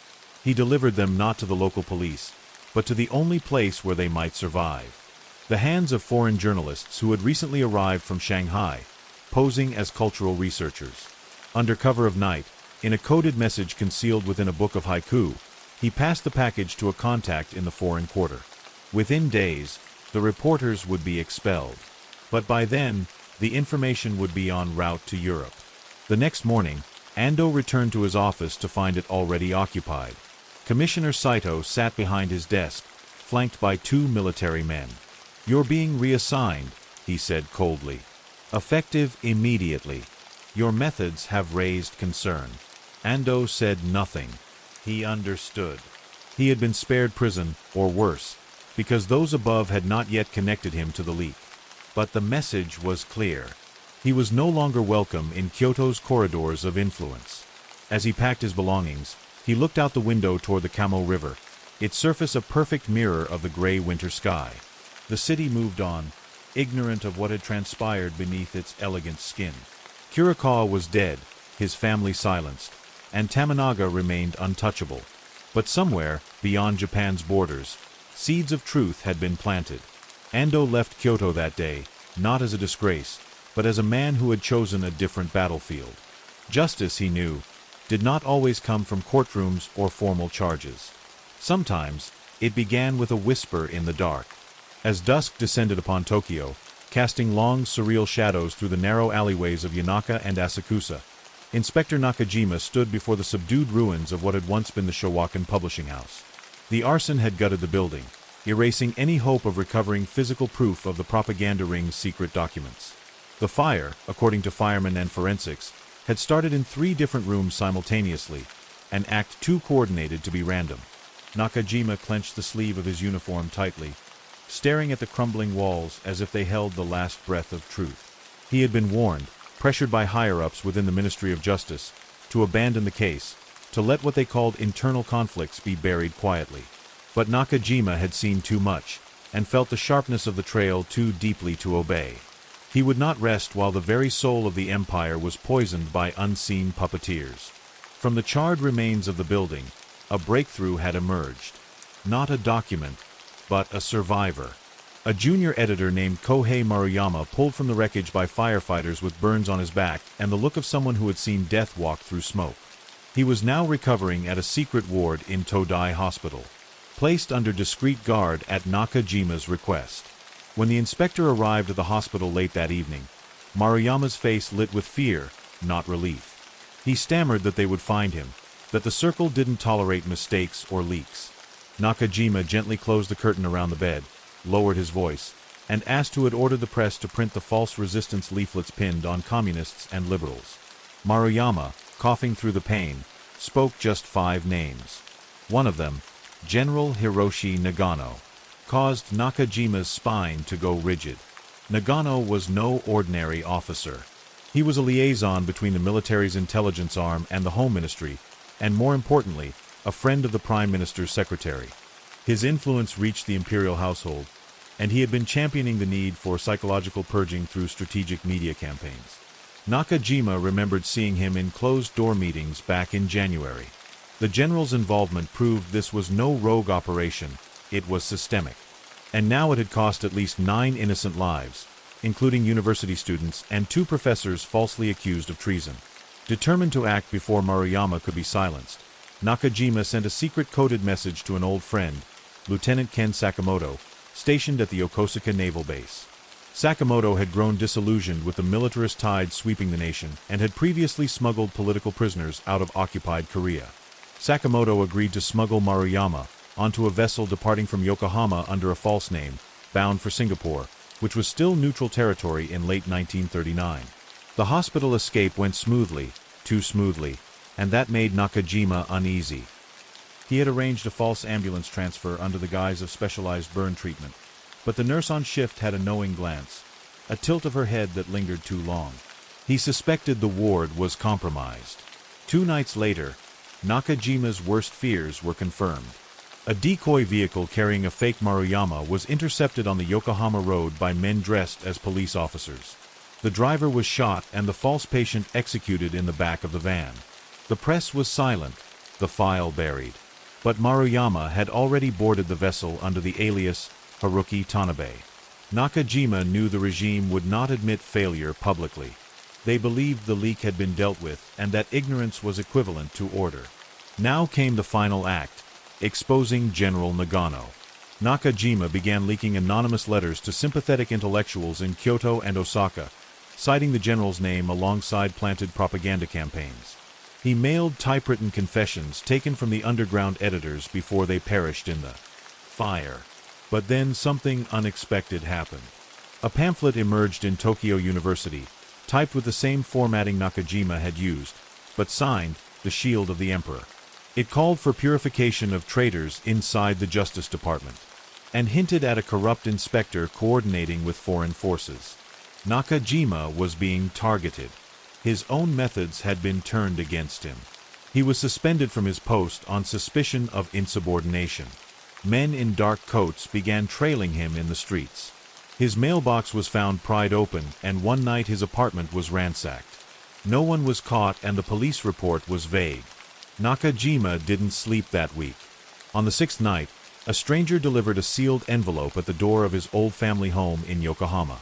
Inside was a photograph, grainy but clear enough. It showed Maruyama stepping off the ship in Singapore, and below it, a single sentence in red ink. "He lives, so you must vanish." Nakajima took the hint. He vanished from Tokyo under a fake passport provided by Sakamoto.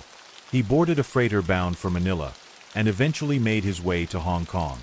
There, under the name Takashi Mori, he began chronicling everything. The propaganda ring, the murders, the forgery of resistance materials, the names of the guilty. His final act of rebellion was not with a gun, but with a pen. In late December 1939, he sent a complete manuscript titled The False War Within to a contact at the British consulate, who promised to pass it on to international journalists. By the time war erupted in the Pacific, Nakajima was presumed dead. The Japanese press released a statement declaring Inspector Nakajima had gone missing in a tragic boating accident. His body was never recovered. General Nagano, meanwhile, was promoted to oversee psychological warfare in China. Murayama was never heard from again, presumed to have changed identities once more in Singapore. And the Tokyo public forgot the mysterious case of the Shoachin fire, the student arrests and the vanished inspector. But somewhere in a dusty archive in London, Nakajima's manuscript quietly circulated among researchers, diplomats, and exiles. It was not published until decades later, after the war, when Japan had reinvented itself and had forgotten the blood-stained ink with which its truths were once silenced.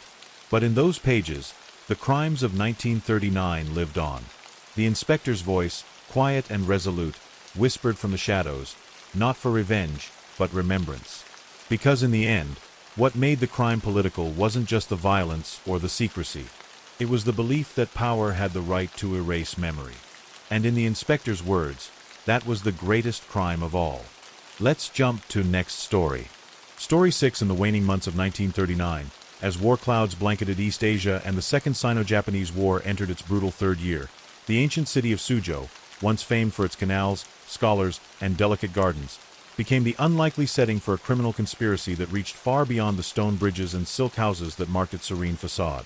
Amidst the chaotic intersections of imperial ambition, colonial interests, and nationalist resistance, a shadow moved through the alleys of Pingjiang Road, cloaked not only in physical darkness, but in the far more dangerous obscurity of secrecy.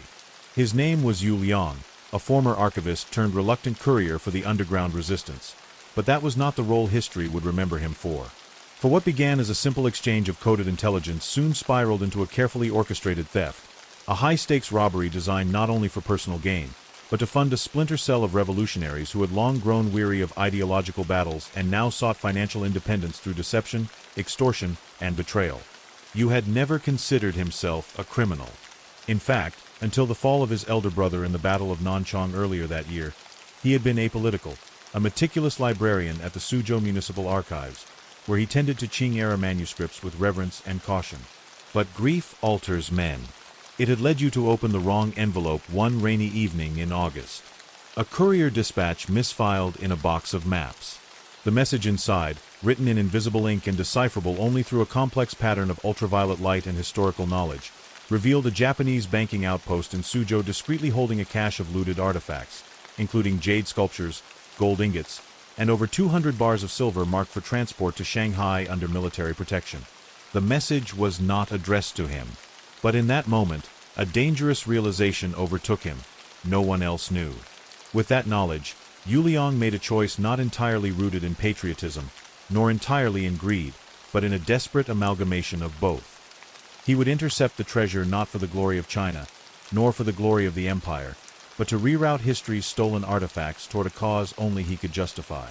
The plan required alliances, and alliances meant risk. He sought out Dr. Min Tao, a disgraced chemist who had been expelled from Peking University after his covert experiments with explosive compounds were traced to an incident involving a bombed warehouse in Tianjin. Min Tao, reclusive and paranoid, agreed to join only when you offered not money but blackmail. He had obtained photos of Min Tao's secret correspondence with Japanese defectors. The next to join was Chung Li, a veteran pickpocket and lockbreaker whose talents had been honed not in war, but in the back streets of Shanghai's international concessions, where British, French, and Chinese police overlapped and jurisdiction was an illusion.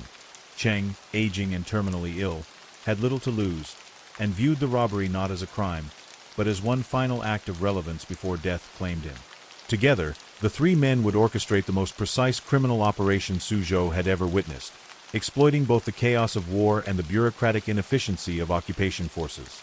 Their target was the Suzhou branch of the Bank of East Asia, housed in a fortified compound once used by the Qing military. On the surface, the bank maintained a traditional function, processing grain payments, storing merchant securities, and distributing wartime bonds. Beneath, however, hidden in an underground chamber reinforced with steel and guarded by a rotation of Japanese Marines, lay a vault containing looted treasures intended to be smuggled out of China. It was here that Yu's plan focused. Not to rob the bank's legitimate holdings, which would trigger civilian panic and a crackdown on local merchants, but to surgically extract only the undocumented contents of the vault. The perfect crime in Yu's mind was not one that vanished without a trace, but one whose absence could not be reported. The operation was set for the night of October 14th, when a regional storm was forecast to cause power outages across Jiangsu province. Using Min Tao's expertise, they had crafted a makeshift EMP device. Primitive but effective, constructed from salvaged parts smuggled from Nanjing.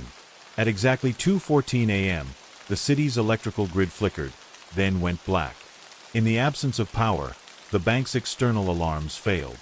Chung Li scaled the stone perimeter wall, subdued the night guard using a chloroform-soaked rag, and opened the side entrance for Yu and Min Tao. Inside, they navigated the labyrinth of stone hallways by memory and moonlight. Time was their enemy. For while the Marines slept in the adjacent barracks, their patrol schedule would resume precisely at 2:45 a.m. Min Tao's bomb, a silent chemical burn, took 8 minutes to weaken the steel of the vault door without alerting nearby ears. With a final twist of Cheng's lockpick, the door creaked open, revealing the stolen wealth of 3 provinces. They loaded only what had been specified: unregistered bars, untraceable coins, and the emerald seal of the last Ming pretender emperor. An artifact so priceless that neither side had dared declare it. By 2:39 a.m., they were gone, leaving behind no sign of forced entry, no fingerprint, no footprint. The city awoke to no alarms, and by dawn, the vault was closed again, seemingly untouched. Yet, for all their precision, it was not silence that undid them, but whispers. A merchant in Hangzhou reported receiving a bar of unregistered silver marked with a rare smelting pattern linked to the Suzhou stockpile. An ambitious officer in the Kempeitai began a private investigation. 3 weeks later, Min Tao's laboratory exploded under suspicious circumstances. The officer disappeared 2 days after reporting his findings. Suzhou went quiet once more, but the legend remained. In the years that followed, long after the war and the revolution, after the communists declared victory and history was rewritten, whispers of the Vault of Shadows circulated among former spies. Old resistance fighters and forgotten scholars. No one knew where the stolen treasure had gone, only that it had once existed, and that its disappearance marked not only an act of theft but a calculated refusal to let the conquerors, foreign or domestic, claim everything. By the first frost of November 1939, Suzhou had returned to a bitter silence. The theft had left no public trace, no open case, no official pursuit, not even a whisper from the occupying command. Yet beneath the calm surface, the ground was shifting. The Japanese intelligence services, particularly the Kempeitai, had been embarrassed, and in retaliation, they launched what they referred to only as Operation Lantern. It was a covert dragnet not to recover the treasure, which many doubted even existed, but to hunt whispers, to seek out whoever had dared to exploit the Empire's blind spot. For Yu Liang and the remaining members of the heist, survival became a series of short breaths in long shadows. They knew their crime would never make headlines, never inspire public rebellion, never be immortalized in the songs of partisans. It was too clean, too hidden. But the danger it stirred was real, and it crept toward them with every knock at the door, every stranger's glance in a tea house, every late-night patrol that passed too slowly by their window. In the weeks after the heist, Yu moved discreetly, posing as a wandering calligrapher, trading poems for meals, staying in abandoned schools or ruined pagodas.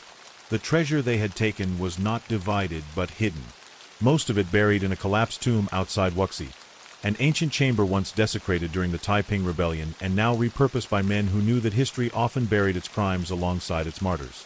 Cheng Li, growing weaker by the day, took refuge in an opium den in Hangzhou, hoping that his fading health would shield him from suspicion. But Yu knew the end was coming. The city was humming with false security, and false security was always the herald of a purge. It was in a shophouse near the Grand Canal that the reckoning began.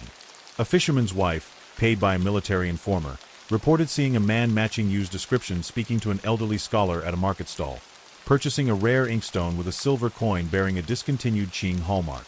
Within hours, 3 plainclothes agents descended on the area. Yu escaped only through a hidden tunnel once used by Kuomintang agents, but his margin of safety had narrowed to the width of a knife's edge. He changed his identity again, this time posing as a coffin maker, and fled toward the Zhejiang border. Yet despite his instincts, he made a critical mistake. He returned to Suzhou once more, not for gold or glory, but for a letter.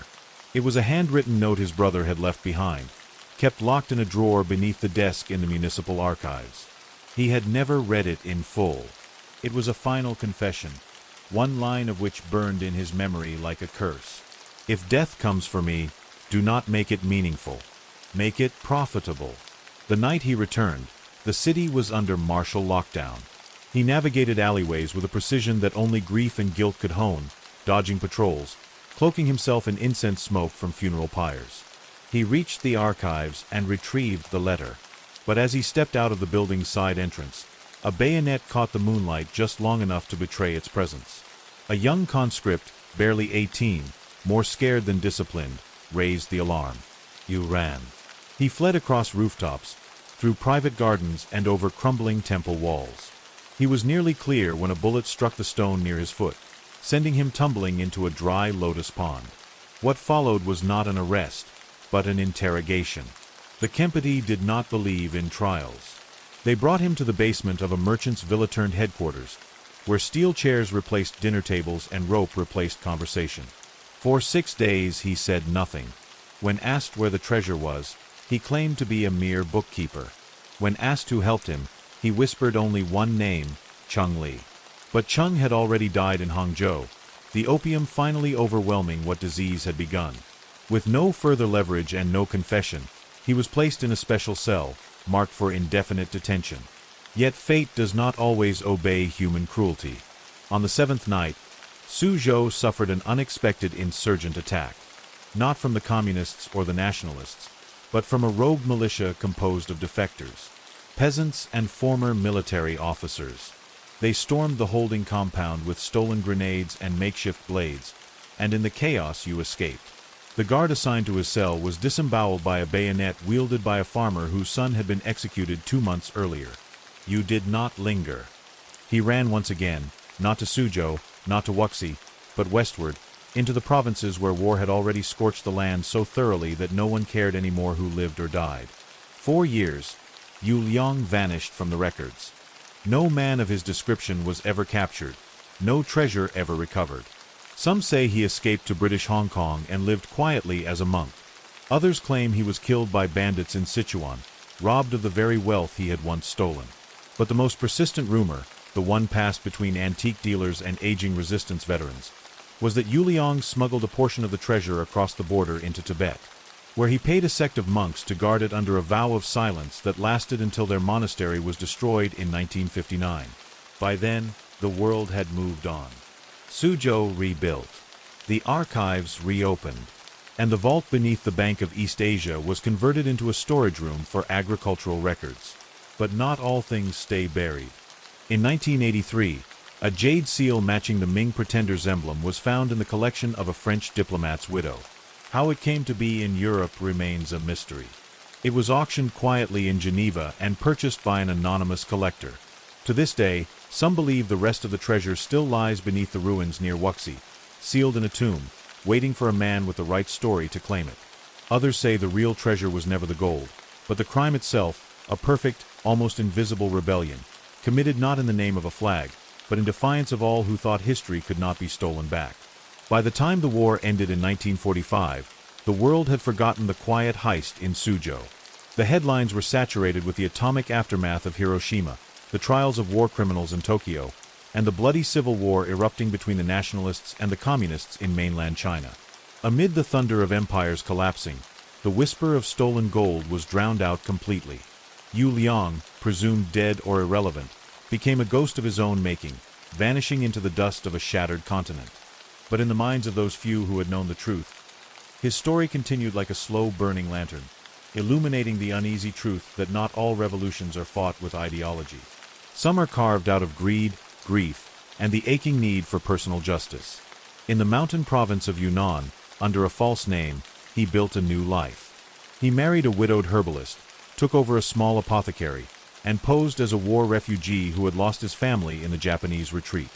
It was a modest life, but rich in anonymity. The treasure, however, haunted him like a spirit denied proper burial.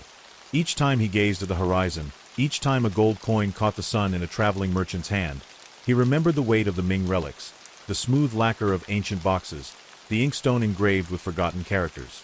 He kept only one item for himself, a scroll fragment torn from the sleeve of a court painter's discarded masterpiece. He hid it inside a medicine chest, behind a panel of dried rhubarb roots and scorpion husks.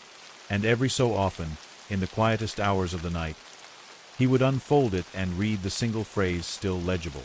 Even in ruin, the emperor dreams. But peace is a fragile disguise for a man like you. In 1949, as Mao Zedong's Red Army declared the founding of the People's Republic, the air in Yunnan grew thick with surveillance. Old allegiances were revisited. Files were reopened. One evening, a courier from Kunming arrived at Yu's door with a red-stamped letter. He had been summoned to serve as a historical consultant to a provincial committee investigating war-era thefts of cultural relics. His blood ran cold. They didn't accuse him, not yet, but someone somewhere had begun to piece together the story. Whether through old rumors, uncovered documents, or betrayal, the past was no longer dead. It was waking slowly with clenched fists. Yu Liang made a final decision. The tomb outside Wuxi, the one holding the majority of the stolen treasure, had to be sealed forever. He could not move it, not in the chaos of regime change. Instead, he traveled discreetly, crossing provinces by rail, avoiding the growing web of state checkpoints. He arrived under cover of a storm, the kind that flooded rice paddies and silenced dogs. Armed with gunpowder, stones, and an understanding of structural weaknesses gleaned from a decade of hiding, he collapsed the entry chamber of the tomb. The explosion echoed across the wetlands like thunder on a funeral morning. It buried not only the gold, but the history, the evidence, and the hope of ever reclaiming what they had taken. He returned to Yunnan without incident. No one ever found the tomb again. The state assumed its location had been lost in the war. The few who knew of its existence either vanished into prison labor camps or died in obscurity. Yu lived. Quietly. Furtively. He never wrote a memoir, never confessed, never told his children, should he have had any. By the early 1970s, his apothecary had become one of the last pre-revolutionary style herbal shops in the region. A tourist once took his picture, mistaking him for a relic himself. The photo, aged and curled at the edges, still exists in a Swiss museum collection under the label Unknown Apothecary, 1972, Dali, Yunnan Province. As an old man, Yu spent his evenings listening to the rain tap against the paper windows, drinking rice wine warmed by candle heat, and recalling faces long dead. Chung Li with his hollow cough and bitter smirk, the unnamed guard who nearly shot him by moonlight, the executioner who hadn't gotten the chance.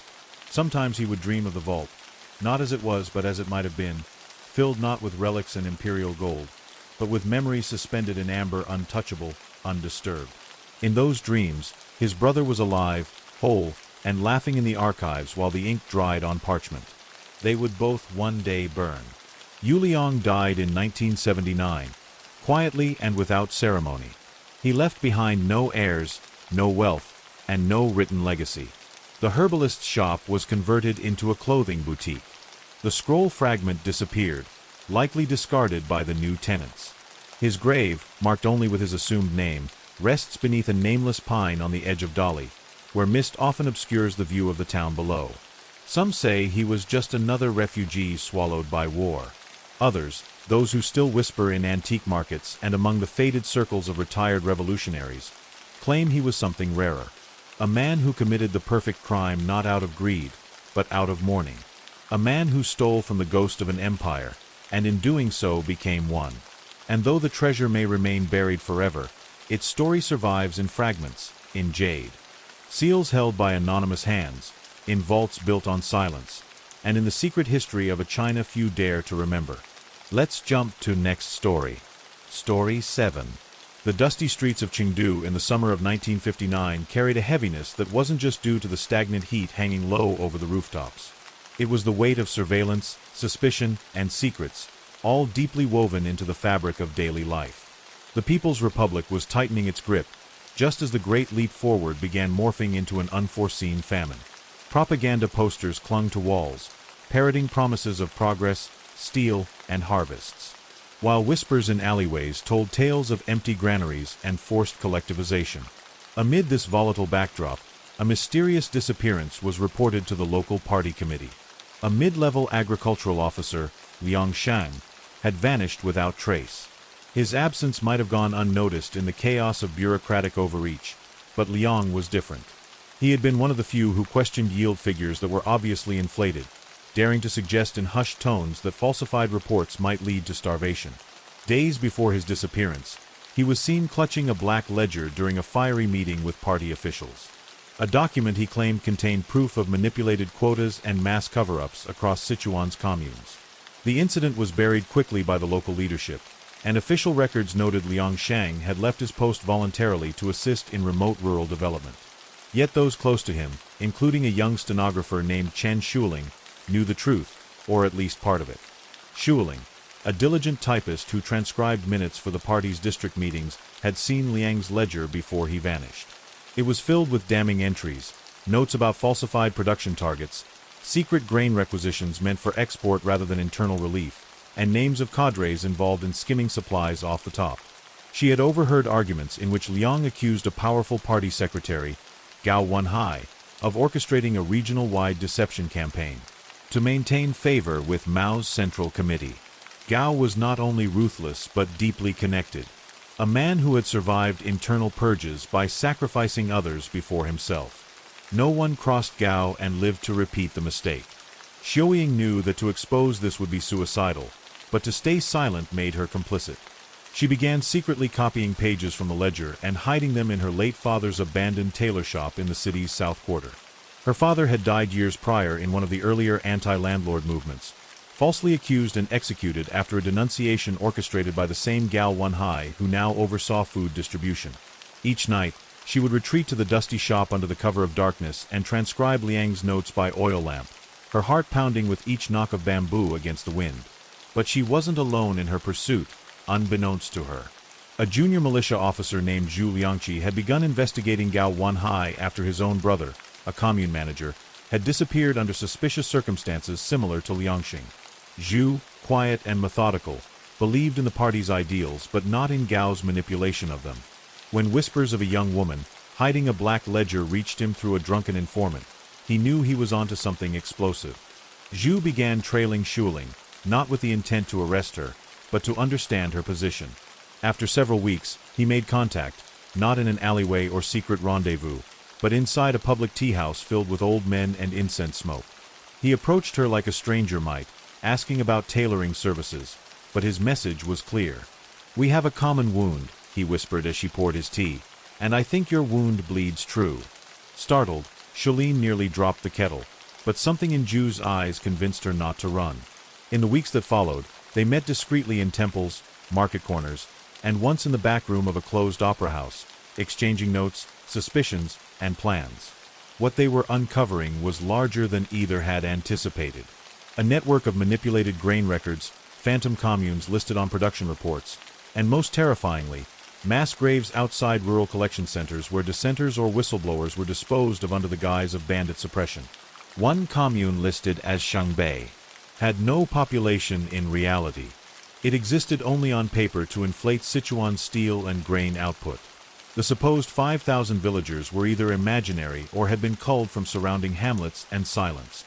Liang Shang's last note before his disappearance specifically referenced Shangbei and mentioned a sealed train that left from a siding near the commune, escorted by men in militia uniforms. Zhu suspected the train carried confiscated grain or worse, bodies. Terrified but resolute, realized that if they could find the ledger and one surviving witness from Shangbei, they could bring this to light. But time was against them. Gao Wenhai, having sensed the growing interest in his operations, had begun to sweep the city with new arrests. One night, Zhu arrived at the tailor shop to find the oil lamp still burning, but Xiao Yuli missing. The ledger was gone. He found only a torn page wedged under the floorboard, scrawled in haste with one word: Xiangzi. It was a nickname, one only Gao's closest enforcers used among themselves. Realizing she had likely been taken to the compound known as Red Pine Barracks, Zhu raced through the streets with fury in his veins. Red Pine had once been a granary, repurposed into an interrogation center. If she was there and the ledger was with her, they had only hours. The next morning, a suspicious fire engulfed the compound. The official report blamed faulty wiring. Among the wreckage, charred bones were found, too few to account for the number of prisoners. But Zhu knew what had happened. He had seen a silhouette escape through the eastern wall before the flames spread. Someone had made it out. Whether it was Shuling or someone carrying her work remained unclear. The weeks that followed the Red Pine fire saw a series of abrupt administrative changes across Chengdu's districts. Gao Wenhai announced his temporary retirement due to health concerns, vanishing into a secluded estate under military guard. The official line was that the fire was a tragic accident, the result of poor infrastructure and electrical neglect. No inquiry was ever held. The public was instructed to mourn the loss of party documents, infrastructure, and several unnamed workers who had heroically attempted to extinguish the blaze. But those paying closer attention, particularly within the local security bureaus, knew the fire was no mere accident. Rumors trickled through tea houses and calligraphy clubs of a shadowy figure seen limping from the rear compound, clutching a scorched satchel. These whispers eventually found their way to Zhu Liangqi, now stripped of his rank and dismissed for improper conduct, following an anonymous tip accusing him of anti-party activities. His apartment had been raided, and though the soldiers found nothing but old military letters and revolutionary manuals, Zhu had narrowly escaped arrest by slipping into the crowd outside his own block moments before the raid. Zhu vanished into the underbelly of the city, joining the ranks of rickshaw pullers, beggars, and misfits who populated Chengdu's alleyways. He shaved his head, wore frayed coats, and drifted from shrine to alley, relying on coded messages passed through sympathetic old guards and former comrades disillusioned with the party's brutal turn. Though his body faded into the masses, his mind was sharp, burning with one objective: find Shuling or whoever escaped that night and retrieve the ledger. His only lead was the name Xiangzi, and through discreet conversations with street peddlers and black market scribes, he uncovered that Xiangzi was not only real but had once been Gao Wenhai's personal bodyguard. Known among criminal elements for his brutality and loyalty, Xiangzi was the man who made inconvenient problems disappear, usually into shallow graves or the Yangtze. But in the wake of Gao's retreat, Xiangzi had been left exposed without protection and perhaps without purpose. Zhu located him not in a prison or a government post, but inside a decrepit gambling house on the outskirts of Chongqing, where he had taken refuge under an assumed name. Time had not been kind to Xiangzi. His face bore deep scars, and his left hand trembled from what appeared to be nerve damage, possibly from the fire. Zhu approached him under the guise of a traveling physician, and only when they were alone behind the curtain of the opium parlor did he reveal who he was. "You remember Liang Sheng?" Zhu asked, laying a small photo on the table, a pre-revolutionary portrait. Xiangzi barely looked at it, instead pouring 2 shots of baijiu. "I remember what he carried," Xiangzi muttered, voice dry like paper. "But it's not me you need. You're too late." At first, Zhu thought the words were a bluff or a drunken dodge, but Xiangzi went on to describe, with unnerving clarity, how Shuling had indeed survived the fire, using Gao's own hidden tunnel beneath the compound. She had fled west toward Tibet, carrying not only the ledger but copies made of the most incriminating pages, proof of starvation figures, orders for forced grain export, and a list of executed whistleblowers whose names never reached Beijing. Xiuying had made contact, Xiangzi said, with a former Xinhua correspondent living in exile near the Tibetan border, a man named Luo Hantao, who once tried to expose the truth behind the Sichuan steel furnaces and was labeled counter-revolutionary. They hoped to get the documents into the hands of a foreign journalist stationed in Hong Kong. But no one had heard from them in over a month. Xiangzi, for all his sins, expressed something that startled Zhu, a flicker of remorse. "I did monstrous things," he said, "but I served monsters who feared light." Before Zhu could press further, the gambling den was stormed by unknown men, silent, efficient, and clearly not local police. Zhu escaped through the back, but Xiangzi was taken. He never saw him again. Time passed. the Great Leap Forward stumbled further into disaster, with famine spreading like plague. Entire communes vanished from maps, and the national narrative blamed nature, foreign sabotage, and imperialist interference. But buried deep within that chaos, Zhu kept moving, following faint trails. An intercepted letter, a smuggled photograph, whispers in prayer halls. He never found Shuling's body, never confirmed her fate, but once, in late 1960, in a border village near the Himalayas, he came across a child's notebook in a monastery school. Scribbled across its last page, in Xiuying's handwriting, was a sentence from one of Liang Shang's ledgers. "Truth may starve, but it does not die."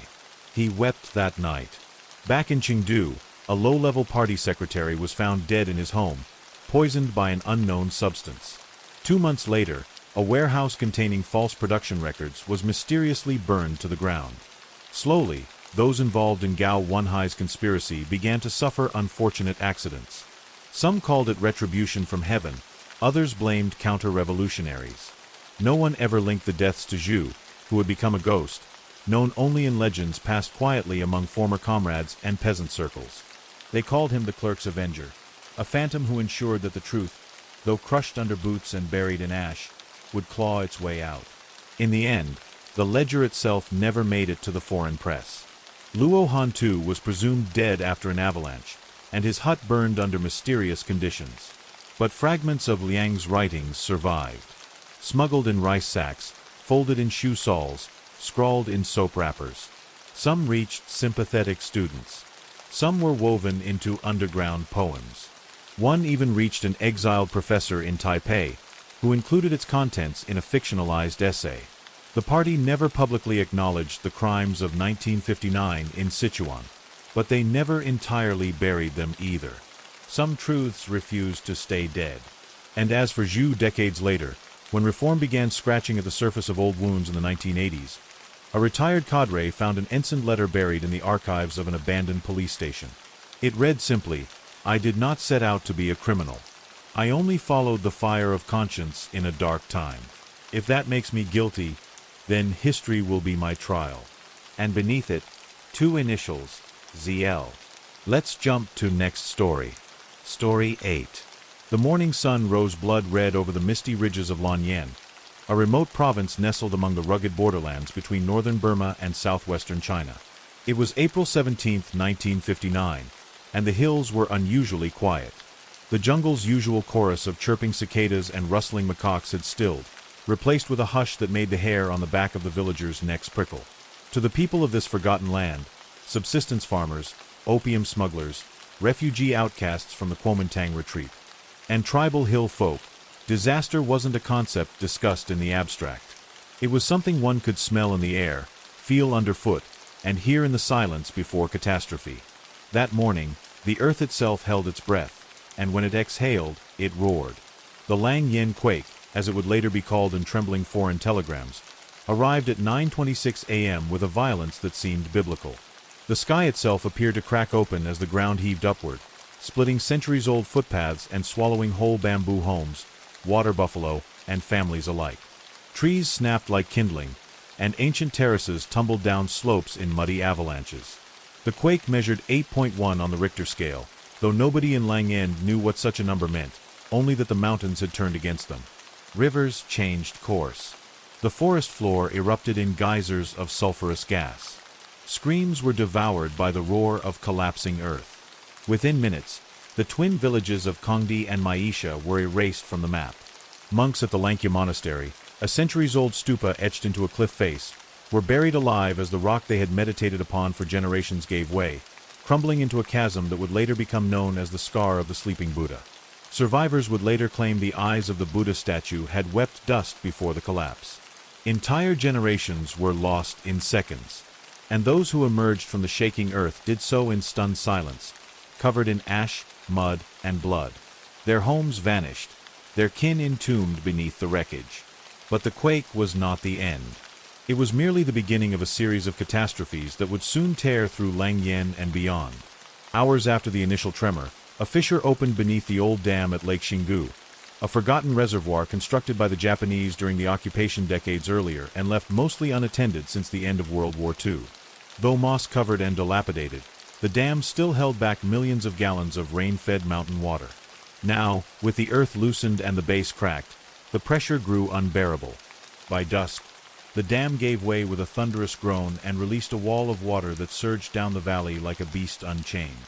The flash flood swept away what little remained after the quake. Fields, livestock, rescue camps hastily erected with salvaged tarpaulin, and drowned entire bands of displaced families who had sought safety by the riverside. The bodies were never recovered. The valley became a watery grave. By nightfall, Lang Yen had become a living nightmare. Yet what made this tragedy uniquely devastating wasn't only the natural elements, but the web of politics, secrecy, and international neglect that surrounded it. The region, straddling a nebulous line between Chinese and Burmese control, was under tight surveillance from both sides. The Chinese authorities, wary of drawing attention to the area's instability or its illicit opium economy, sealed off access to the region entirely. Foreign journalists were forbidden entry, Red Cross delegations were turned away at Kunming, and local officials were ordered to refer to the catastrophe as a minor tremor with no civilian casualties. Meanwhile, the Burmese military junta, suspicious of Chinese intentions in the region and still licking wounds from past border clashes, accused Beijing of detonating underground weapons tests. A baseless claim, but one that fueled weeks of diplomatic recriminations and misinformation. In truth, the real victims, the people of Lang Yen, were abandoned in the haze of bureaucracy and border politics. They dug through rubble with their bare hands. They scavenged what food they could find, often from corpses. Old rivalries between ethnic Hua, Shan, and Hui communities turned violent as water and medical supplies ran dry. Reports surfaced of militias forming in the hills, originally for defense, but soon devolving into war bands raiding neighboring settlements for survival. In the absence of aid, order collapsed. What had begun as an earthquake became a political scandal buried beneath layers of classified dispatches and forgotten field reports. Perhaps the most haunting chapter of the Lenjon disaster came not from the earthquake or the flood, but from what happened in the week that followed. On April 23rd, a convoy of 5 trucks marked with a red crescent, a clandestine medical mission dispatched by a dissident Chinese doctor named Wen Lao, entered Lang Yen without permission. Aided by 2 American anthropologists and several defected Red Cross volunteers, they carried vaccines, antibiotics, and supplies salvaged from an old missionary hospital in Yunnan. For 2 days, they performed triage beneath tarpaulins, amputated infected limbs with kitchen knives, and delivered babies in the ruins of temples. But on the 3rd day, they vanished. All 5 trucks were later found at the edge of a burned-out rice paddy. The crew had been executed, shot, stripped, and buried in shallow graves. The perpetrators were never found. Some said it was a rogue PLA unit. Others whispered of drug lords eliminating witnesses. Officially, the mission never existed. The Lang Yen disaster would eventually fade from history, remembered only in smuggled diaries, encrypted radio logs, and the tear-choked testimonies of survivors who managed to flee across borders and tell their stories in exile. It would take decades for scholars to piece together the truth, and even then fragments remained missing. The Chinese government never acknowledged the quake. The Burmese regime redrew maps and erased Lang Yen entirely. Today the valley is silent again, green, lush, and eerily beautiful, as if nothing had ever happened. But beneath its hills lie the bones of thousands and the memory of a week, when the earth shattered and the world looked away. Long after the earth had stopped trembling and the floodwaters had receded, the wounds of Lang Yen festered beneath the surface. The disaster had not only shattered the land, but also the fragile human bonds that once stitched this volatile borderland together. Where once there were quiet villages sharing tea under banyan trees and hill temples where rival tribes offered incense in uneasy peace, now there were craters of suspicion, grief, and vengeance. Survivors became phantoms of their former lives, ghosts walking among the remnants of civilization, many of them with missing limbs, missing families, and missing identities. Some formed desperate convoys and headed west into the Burmese jungle, hoping to reach Lashio or Mandalay. Others fled eastward toward the safer towns of Yunnan, only to be intercepted by border patrols who treated them as smugglers or dissidents. A few simply remained in Lang Yen, refusing to leave the graves of their ancestors, even if the mountains now threatened to bury them too.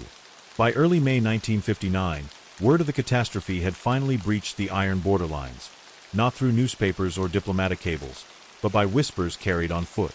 A Shan refugee boy arrived in the bustling opium bazaar of Tunjie, carrying a blood-stained ledger that had survived the quake, containing names and ages of hundreds presumed dead. Burmese merchants smuggled a Kodachrome photo into Rangoon showing a wide aerial scar, gouged through the valley like a thunderbolt from heaven. These fragments forced the international press to take notice, though only briefly, as they were soon eclipsed by global Cold War tensions, Tibetan uprisings, and Soviet rocket launches. A single article appeared in the Times of London titled "Unknown Quake Rattles Asian Hills," but it was buried between a cricket match result and a piece on British rail strikes. To most of the world, Lang Yen was not worth a second glance. However, there were those who remembered. Chief among them was Dr. Elizabeth Harrow, one of the two American anthropologists who had narrowly escaped the massacre of the One Lao convoy. Having returned to the United States via Calcutta, Harrow began to leak accounts of what she had witnessed. Villages flattened, refugee slaughters, mass burials, and government obstruction, through underground journals and academic publications. Her claims were quickly dismissed by officials as exaggerated and unsubstantiated. Yet they stirred interest among a small group of human rights activists and post-colonial researchers. It was through Harrow's efforts that what would later be known as the Lang Yen dossier was compiled. A 136-page document filled with field notes, recovered photographs, anonymous testimonies, and intercepted memos from border commanders. This dossier, though banned in several countries, became a holy grail of sorts for those seeking the truth behind the forgotten disaster. Meanwhile, within Lang Yen itself, the chaos had only mutated. Banditry became the norm. Armed remnants of nationalist militias, warlords in all but name, seized control of the high passes and demanded tribute from villagers in return for protection. Small-scale skirmishes broke out, some reportedly involving secret police units tasked with silencing witnesses or retrieving sensitive materials buried under the rubble. The language of disaster gave way to the language of insurgency. What started as a natural catastrophe now took the shape of an invisible war. A place where the dead were buried twice, once by the quake and once by political silence. A particularly disturbing event unfolded in mid-June when a young girl, mute and disfigured by a collapsed ceiling beam, was found wandering near the wreckage of Tsongdi village. She carried in her hands a pendant bearing the seal of the Chinese Civil Affairs Ministry, evidence, perhaps, that one of the lost aid convoys had reached Tsongdi before disappearing. Local hill folk took her in, but within a week, soldiers arrived by helicopter and demanded custody of the child. The villagers resisted. A standoff ensued. At dawn, gunfire erupted, leaving 7 villagers dead, 3 homes burnt to cinders, and the girl abducted without a trace. Her name was never known. In official records, the incident did not occur. Across Asia, as monsoon rains drenched the mountains and reactivated landslides, the last survivors of Lang Yan's horror faded into new tragedies. Some were absorbed into slums of Mandalay, begging beneath shrines. Others became opium mules, forced to carry poppy bricks in the shadows of the Golden Triangle to survive. A few, those with extraordinary luck or well-placed bribes, were granted asylum in Taipei or Bangkok. One man, Wu Lian, a former schoolteacher turned refugee, eventually wrote a memoir titled Cracked Mountains, Silent Graves, which offered a rare, unfiltered glimpse into the quake's aftermath. The memoir was banned across East Asia, labeled as seditious fiction, but in exile communities and smuggled PDF scans decades later, his words remained an anthem of resistance. Yet perhaps the most damning legacy of the Lenjan disaster came not from the devastation itself, but from how quickly the world chose to forget it. In a century overflowing with cataclysm, wars, revolutions, famines, this remote region's suffering became a footnote too inconvenient to remember. Its victims left behind no marble monuments, no international court hearings, no charity telethons. Just a scarred landscape, a few contested documents, and scattered descendants still searching for graves never marked. In time, even Lang Yan's name would be erased from most maps, replaced by hydropower projects and reforested government zones. But in the minds of those few who endured, Lang Yen was never forgotten. It lived in their nightmares, in their whispered lullabies, and in the fractured stories they passed to their children. And sometimes, when the mist crept low over the valley and the cicadas fell silent again, they swore they could feel the earth pulse beneath them. An echo of 1959, waiting to awaken. Let's jump to next story. Story 9. The morning of March 3, 1959, broke in the alpine town of Murano, northern Italy, with an eerie silence. It was the kind of silence that seemed to absorb all sound. The idle chatter of children on their way to school, the metallic clank of the blacksmith's hammer, the routine creak of cartwheels turning over cobblestone, a subtle pressure hung in the cold spring air like a breath held too long. Nestled beneath the craggy slopes of the South Tyrolean Alps, Murano had always been a tranquil village, known for its vineyards and the steamy hot springs that drew aging nobility from across the continent. But on this particular morning, the stillness was not peace, it was prelude. The mountain, long revered by the townsfolk as La Madre, had begun to stir. 3 weeks prior, shepherds had reported strange sounds in the night. Low groaning echoes like distant thunder that came not from the sky, but from the belly of the earth itself. A geologist from Milan, Dr. Vittorio Casati, had been dispatched to investigate, and after 2 days of shallow surveys, he left with a frown and a vague warning to local officials. There is movement in the limestone, possibly groundwater activity. I advised. Caution. His warning was noted, but ultimately ignored. The mayor, Giacomo Benedetti, dismissed the risk. There had been no earthquake, no visible cracks, no landslide since the war. Murano, he assured the people, was safe. But deep beneath La Madre, the mountain's inner pressure was building, and what was once a slow seep of subterranean water had transformed into a roaring river, carving new channels through the brittle stone. On that fateful morning, as bakeries opened and school bells rang, the first tremors struck. They were subtle at first, like a passing truck or a gust of strong wind shaking a window pane, but they grew stronger in seconds. Windows cracked, ceiling plaster fell like snow. Then came a roar that none could mistake, a deafening, elemental growl from the mountaintop. Tourists and townsfolk alike poured into the streets, just in time to see the side of La Madre explode in a plume of gray dust and tumbling rock. A portion of the mountain had sheared off entirely, collapsing into the valley below with a sound like the tearing of the world. Within moments, a massive landslide surged downward at nearly 70 kilometers an hour, swallowing roads, vineyards, houses, and people in its wake. Murano was buried in under 3 minutes. Those on the outer rim of town, or higher up the slope, survived the initial devastation. Among them was Father Lorenzo, an aging priest who had been delivering last rites to an ailing woman in a hilltop cottage. From his vantage point, he witnessed the full horror of the mountain's fury. The way the earth seemed to liquefy, trees vanishing as though pulled into the underworld. He ran to the church bell tower and rang it furiously, a call for survivors, a call for salvation. Fires erupted where gas lines were severed, and smoke mingled with dust in the choking air. Cows, half buried and screaming, flailed in fields that no longer had shape. A child cried from beneath a shattered wooden beam. Her mother was nowhere to be found. Emergency services from Bolzano were delayed. The narrow pass leading to Murano had been cut off entirely.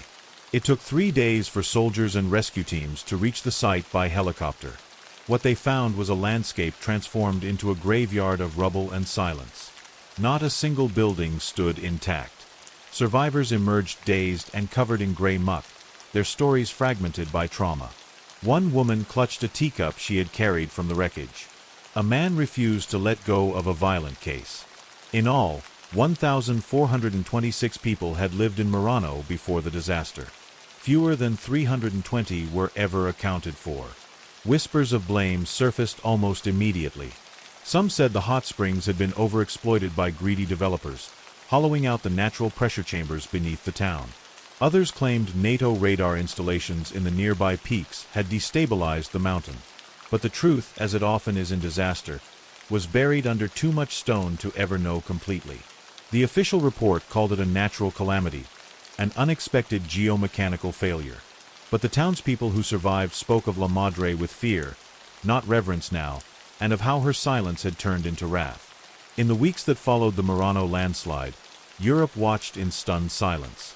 The photographs that circulated in newspapers from London to Moscow told only fragments of the truth.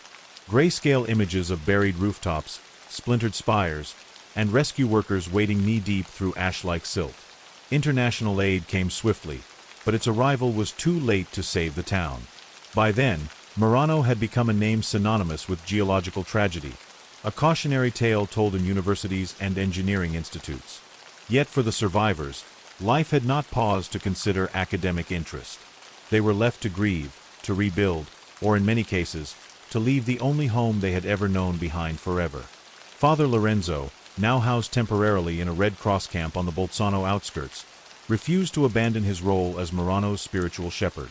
Even in the camp, he held nightly services under a makeshift canvas tent illuminated by kerosene lamps. He preached not of punishment, but of rebirth. Mountains take, but mountains also give, he told the grieving. Our lives are not buried in the stone. They are in us. Survivors listened, but faith was a fractured thing now. A mother who had lost all 3 children refused to step into the chapel tent. A carpenter named Emile, who had pulled his wife's crushed body from their wine cellar with his bare hands, never spoke another word. Even the children, those few who had escaped, played in silence. Their eyes had aged decades in hours. In Rome, the Italian parliament debated the failures of geological oversight, while newspapers accused Mayor Benedetti of gross negligence. His own body had never been recovered, and neither had that of Dr. Casati, the geologist whose faint warnings had echoed through the bureaucracy like whispers in a windstorm. In truth, the town's destruction had been the result of multiple sins: hubris, denial, ignorance, and perhaps greed. There had been proposals to dam the lower valley for hydroelectric expansion, plans that had been halted only months before the landslide. Some believed the drilling operations associated with the project had weakened subterranean layers. Others spoke of the cursed spring, a sulfur pool sacred to an old mountain sect centuries ago, now bottled for tourists. It was said the spring had gone dry 2 days before the disaster. As spring turned to summer, the government arranged to relocate the survivors to nearby communes, but resistance was strong. Many refused to go. They spoke of roots too deep, of graves left behind, of love not ready to be exhumed and moved. A group of villagers, led by an old mason named Johnny Frattini, returned illegally to the outer ruins and began clearing debris by hand. They called their effort La Ritorna, the return. Tents became shacks, shacks became cabins. They built new homes on the periphery, using stones salvaged from the wreckage of the old. There was no longer a town hall, no post office, and no railway station. But there was memory, and memory for them was worth more than compensation. Then came the second tragedy, not a landslide, not an explosion, but a betrayal. In August 1959, a group of international prospectors arrived, quietly escorted by government officials. They had discovered large veins of copper and manganese in the ruined valley, minerals that promised wealth in an age of growing industry. The state declared the area restricted for scientific preservation, which in practice meant expelling the squatters of La Ritorna and selling mineral rights to foreign interests. Johnny Frattini, arrested for refusing to leave, became an unlikely symbol of protest. His picture, with blood on his forehead and a stone chisel still clutched in hand, was printed across Italy. "They took our lives," he told a reporter. "Now they take our bones." Protests erupted not just in Bolzano and Rome, but as far as Paris and Vienna. What began as a tragedy had now become a scandal. The government eventually folded under pressure, suspending all mining activities indefinitely. But the damage had been done. The people of Murano had lost not just their homes, but their claim to the land that had raised them. The mountain had swallowed their town, and then modern ambition had nearly swallowed their legacy. By Christmas of 1959, a chapel stood on the edge of the landslide scar, built with stones from the old church that had collapsed beneath the convent school. Inside hung a single bell, rescued from the wreckage, and beside it a list of 1,108 names etched in brass, the known dead. Every year since, on March 3rd, survivors and their descendants return. They leave candles and letters, tiny wreaths and children's drawings. They tell stories to the wind, not in fear, but in defiance. And though Murano no longer appears on most maps, it lives on. Not as a ruin, not as a failure, but as a reminder of what the world forgets when it listens too late. Let's jump to next story. Story 10. The year 1959 had opened under the smoldering gaze of a continent in quiet transition, a land stitched with deep-rooted scars of colonial imposition and whispers of new beginnings. In the heart of East Africa, where the Great Rift Valley tore a seam through the continent like a wound from the earth itself. A community nestled on the slopes of Mount Elgon, on the border between Uganda and Kenya, lived in rhythm with the mountain seasons. The village of Bukwilla, known only to a handful of British cartographers and Catholic missionaries, was made of hardened mud huts and people tougher still. Life here had always been tethered to the mountain. Its fertile soil fed their maize, its streams nourished their cattle, and its forests hid ancient stories their elders spoke of only in guarded tones around evening fires. But in that fateful year, a hidden force awakened beneath the sleeping mountain, a force so old, so indifferent to the frailty of man, that it would remind the region of nature's dominion. It began in February. At first, no one noticed. The tremors were slight, like the distant footsteps of an animal prowling just beyond the edge of perception. Chickens flustered at odd hours. Dogs howled into the windless night. The village elders, uneasy but uncertain, consulted the bones and the stars. The missionaries dismissed the fear as a superstition. But beneath the roots of Bukwilla, magma surged in slow silence. Mount Elgon, thought by geologists to be extinct, had been quietly accumulating pressure for decades. A pocket of volatile gas and molten stone sealed beneath layers of ancient rock. In Nairobi, where colonial officials and East African geologists monitored seismic readings on aging equipment imported from Britain, a spike in underground activity went unnoticed, buried beneath bureaucratic red tape and the arrogance of distant mines. By March, the ground no longer whispered. It groaned. Fissures appeared in the village pathways, narrow but lengthening by the day. Children playing barefoot sliced their toes on jagged edges where the earth had once been smoothed. Streams once reliable now flowed erratically, diverted by unseen movements underground. Bukwilla's elders called for silence, for listening to the signs of the mountain. They spoke of the Nyokum Lindsay, the serpent guardian, who stirred only when man forgot to pay respect to the land. In a last effort to bring peace, they organized a ceremonial offering on the equinox, but it was too late. The mountain was not to be appeased. Then came April 12th. The morning was clear, the sky painted in strokes of soft blue, and birdsong fluttered across the valley. Children ran among the maize fields, and the villagers prepared baskets of cassava and beans for the upcoming market day in Bale. Without warning, a thunderclap split the air, not from the sky but from the bowels of the earth. The ground convulsed violently, flinging people into the air, toppling huts, cracking trees at the base like twigs. A thunderous roar followed, low and deep, vibrating through bones like the growl of a god awakening from a 1,000-year slumber. Mount Elgon had ruptured. The eruption was not of lava spewing into the sky like Vesuvius, but of pyroclastic surges and deadly gas jets blasting laterally through newly formed vents along the southern slopes. A dark cloud shot outward at unimaginable speed. Volcanic ash mixed with superheated gases and pulverized rock, engulfing Bukwilla within minutes. Those closest to the initial blast never screamed. Their bodies were carbonized in an instant, their lives snuffed out by heat measuring over 800 degrees Celsius. The rest ran. Some toward the rivers, hoping to escape by water. Others to the forests, praying the trees would hide them. But the mountain's wrath spared few. By the time the ash settled and the screams were swallowed by silence, Bukwilla no longer existed. What had once been a living village was now a gray wasteland, buried beneath layers of toxic soot and molten debris. The mighty baobab stood scorched like skeletal hands clawing at the ashen sky, and the once verdant hills were stripped bare, scarred with steaming fissures that belched poisonous fumes. Of the 300 villagers who had called Bukwilla home, only a handful survived, most of them children who had been fetching water at a spring 2 kilometers away when the eruption occurred. Their eyes, wide and hollow, held the last reflections of a world that no longer was. They wandered ghost-like, through the jungle, clothes tattered, feet torn, their innocence robbed by a mountain that had turned against them. Word of the disaster took days to reach the outside world. The first reports came from a British royal surveyor whose aircraft, flying overhead toward Bale, spotted the blackened swath of land, and the massive fissure etched like a scar across Elgon's southern face.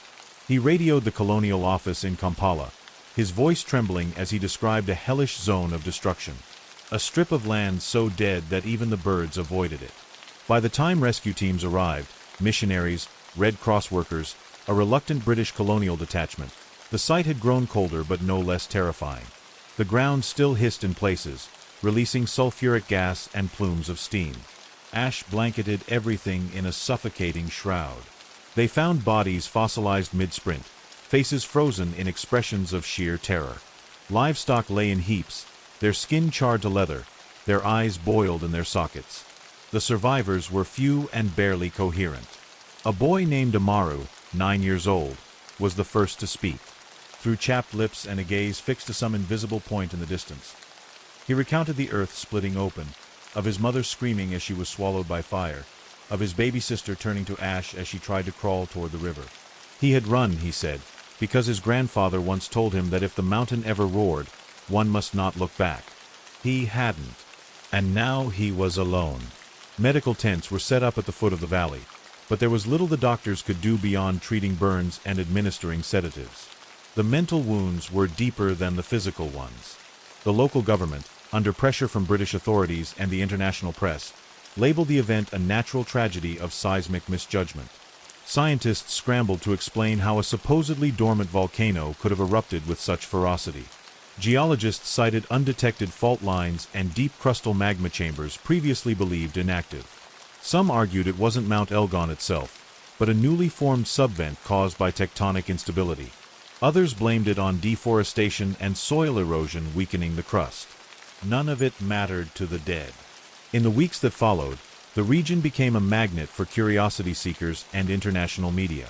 Journalists from the Times and Le Monde interviewed survivors, took photographs of scorched dolls, twisted cattle bones, and the silhouette of a child's handprint preserved in ash on the wall of a hut that no longer stood.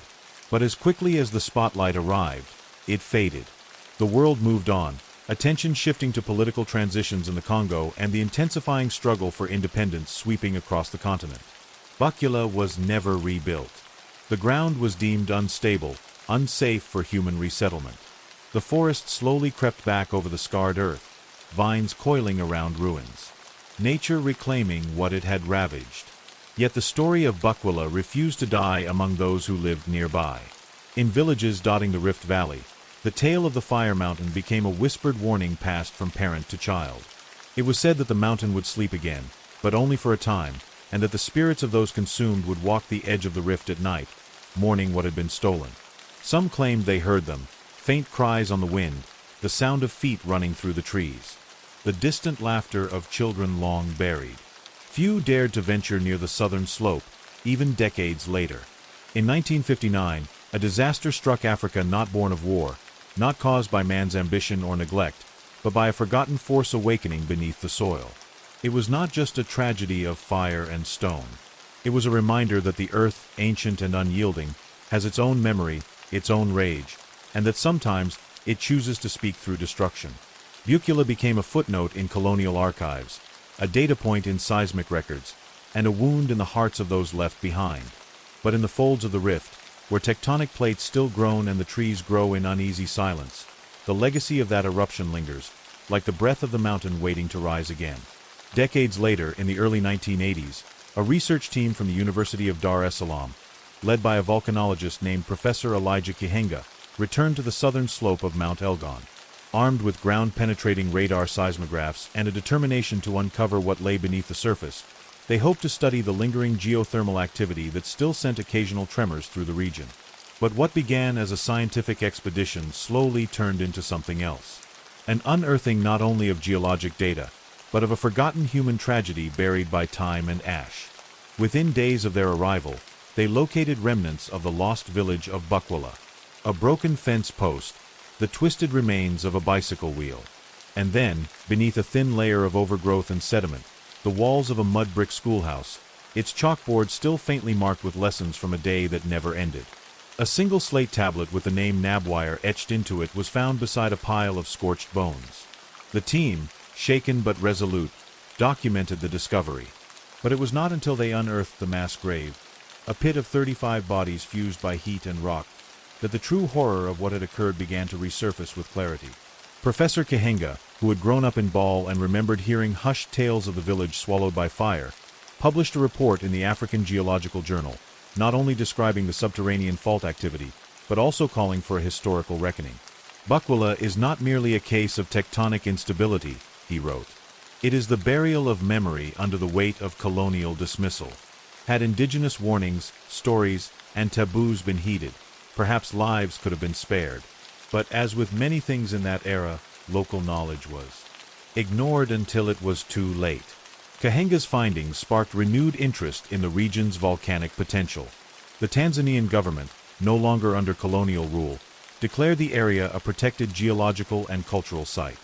A modest memorial was erected at the edge of what had once been the village's central path, a stone slab engraved with the names of 50 known victims and the words, "Here walked the voices of Bukwila. May the mountain remember." Once a site of unspeakable loss, it now drew both scientists and descendants of survivors, who came each year during the dry season to light lanterns, offer prayers, and speak the names of those who had vanished in smoke and ash. But not all welcomed the attention. Some elders in surrounding villages believed the land remained cursed. A few even blamed the scientists for stirring old spirits, claiming that since the excavation, nearby crops failed more frequently and livestock were born deformed. It was whispered that the mountain had been quiet because it had been forgotten and that remembering stirred its wrath once more. In 1985, a landslide caused by heavy rains buried 3 homes near the ridge. Though unrelated to volcanic activity, the incident reignited local fears. The villagers began placing carved wooden idols at the edge of the exclusion zone, silent guardians watching the crater, warning any who wandered too close. By the turn of the millennium, the story of Bukwila was taught in Tanzanian schools as both a scientific case study and a cultural tragedy. It became a parable about the consequences of ignoring local knowledge, the impermanence of human settlements, and the silent power of the earth. Songs were written about the children of fire. A documentary aired on national television, capturing footage of the jungle swallowing what remained of the schoolhouse. And for one brief moment, the world remembered again. But the earth has no memory, not in the way humans imagine. It forgets pain as easily as it inflicts it. Beneath the surface of Mount Elgon, magma still shifts slowly and visibly. The tectonic plates groan, and pressure builds in chambers too deep for instruments to hear. The silence is not peace, it is anticipation. Geologists continue to monitor the region, noting minor tremors and fluctuations in soil temperature. Some believe a second eruption may one day come. Not tomorrow, not next year, but perhaps in another lifetime. And when it does, perhaps the mountain will take more than just a village. Yet there is beauty still. In the southern slope's shade, wildflowers grow amid the ruins. Birds have returned to nest in the charred hollows of trees. Children laugh again in villages farther afield, their lives shaped by different forces. The past cannot be changed, but its echoes can warn the future. Bukwila, though gone from maps, lives in stories. In the soil and the wind, in the quiet hum of a mountain that once roared. And perhaps that is enough.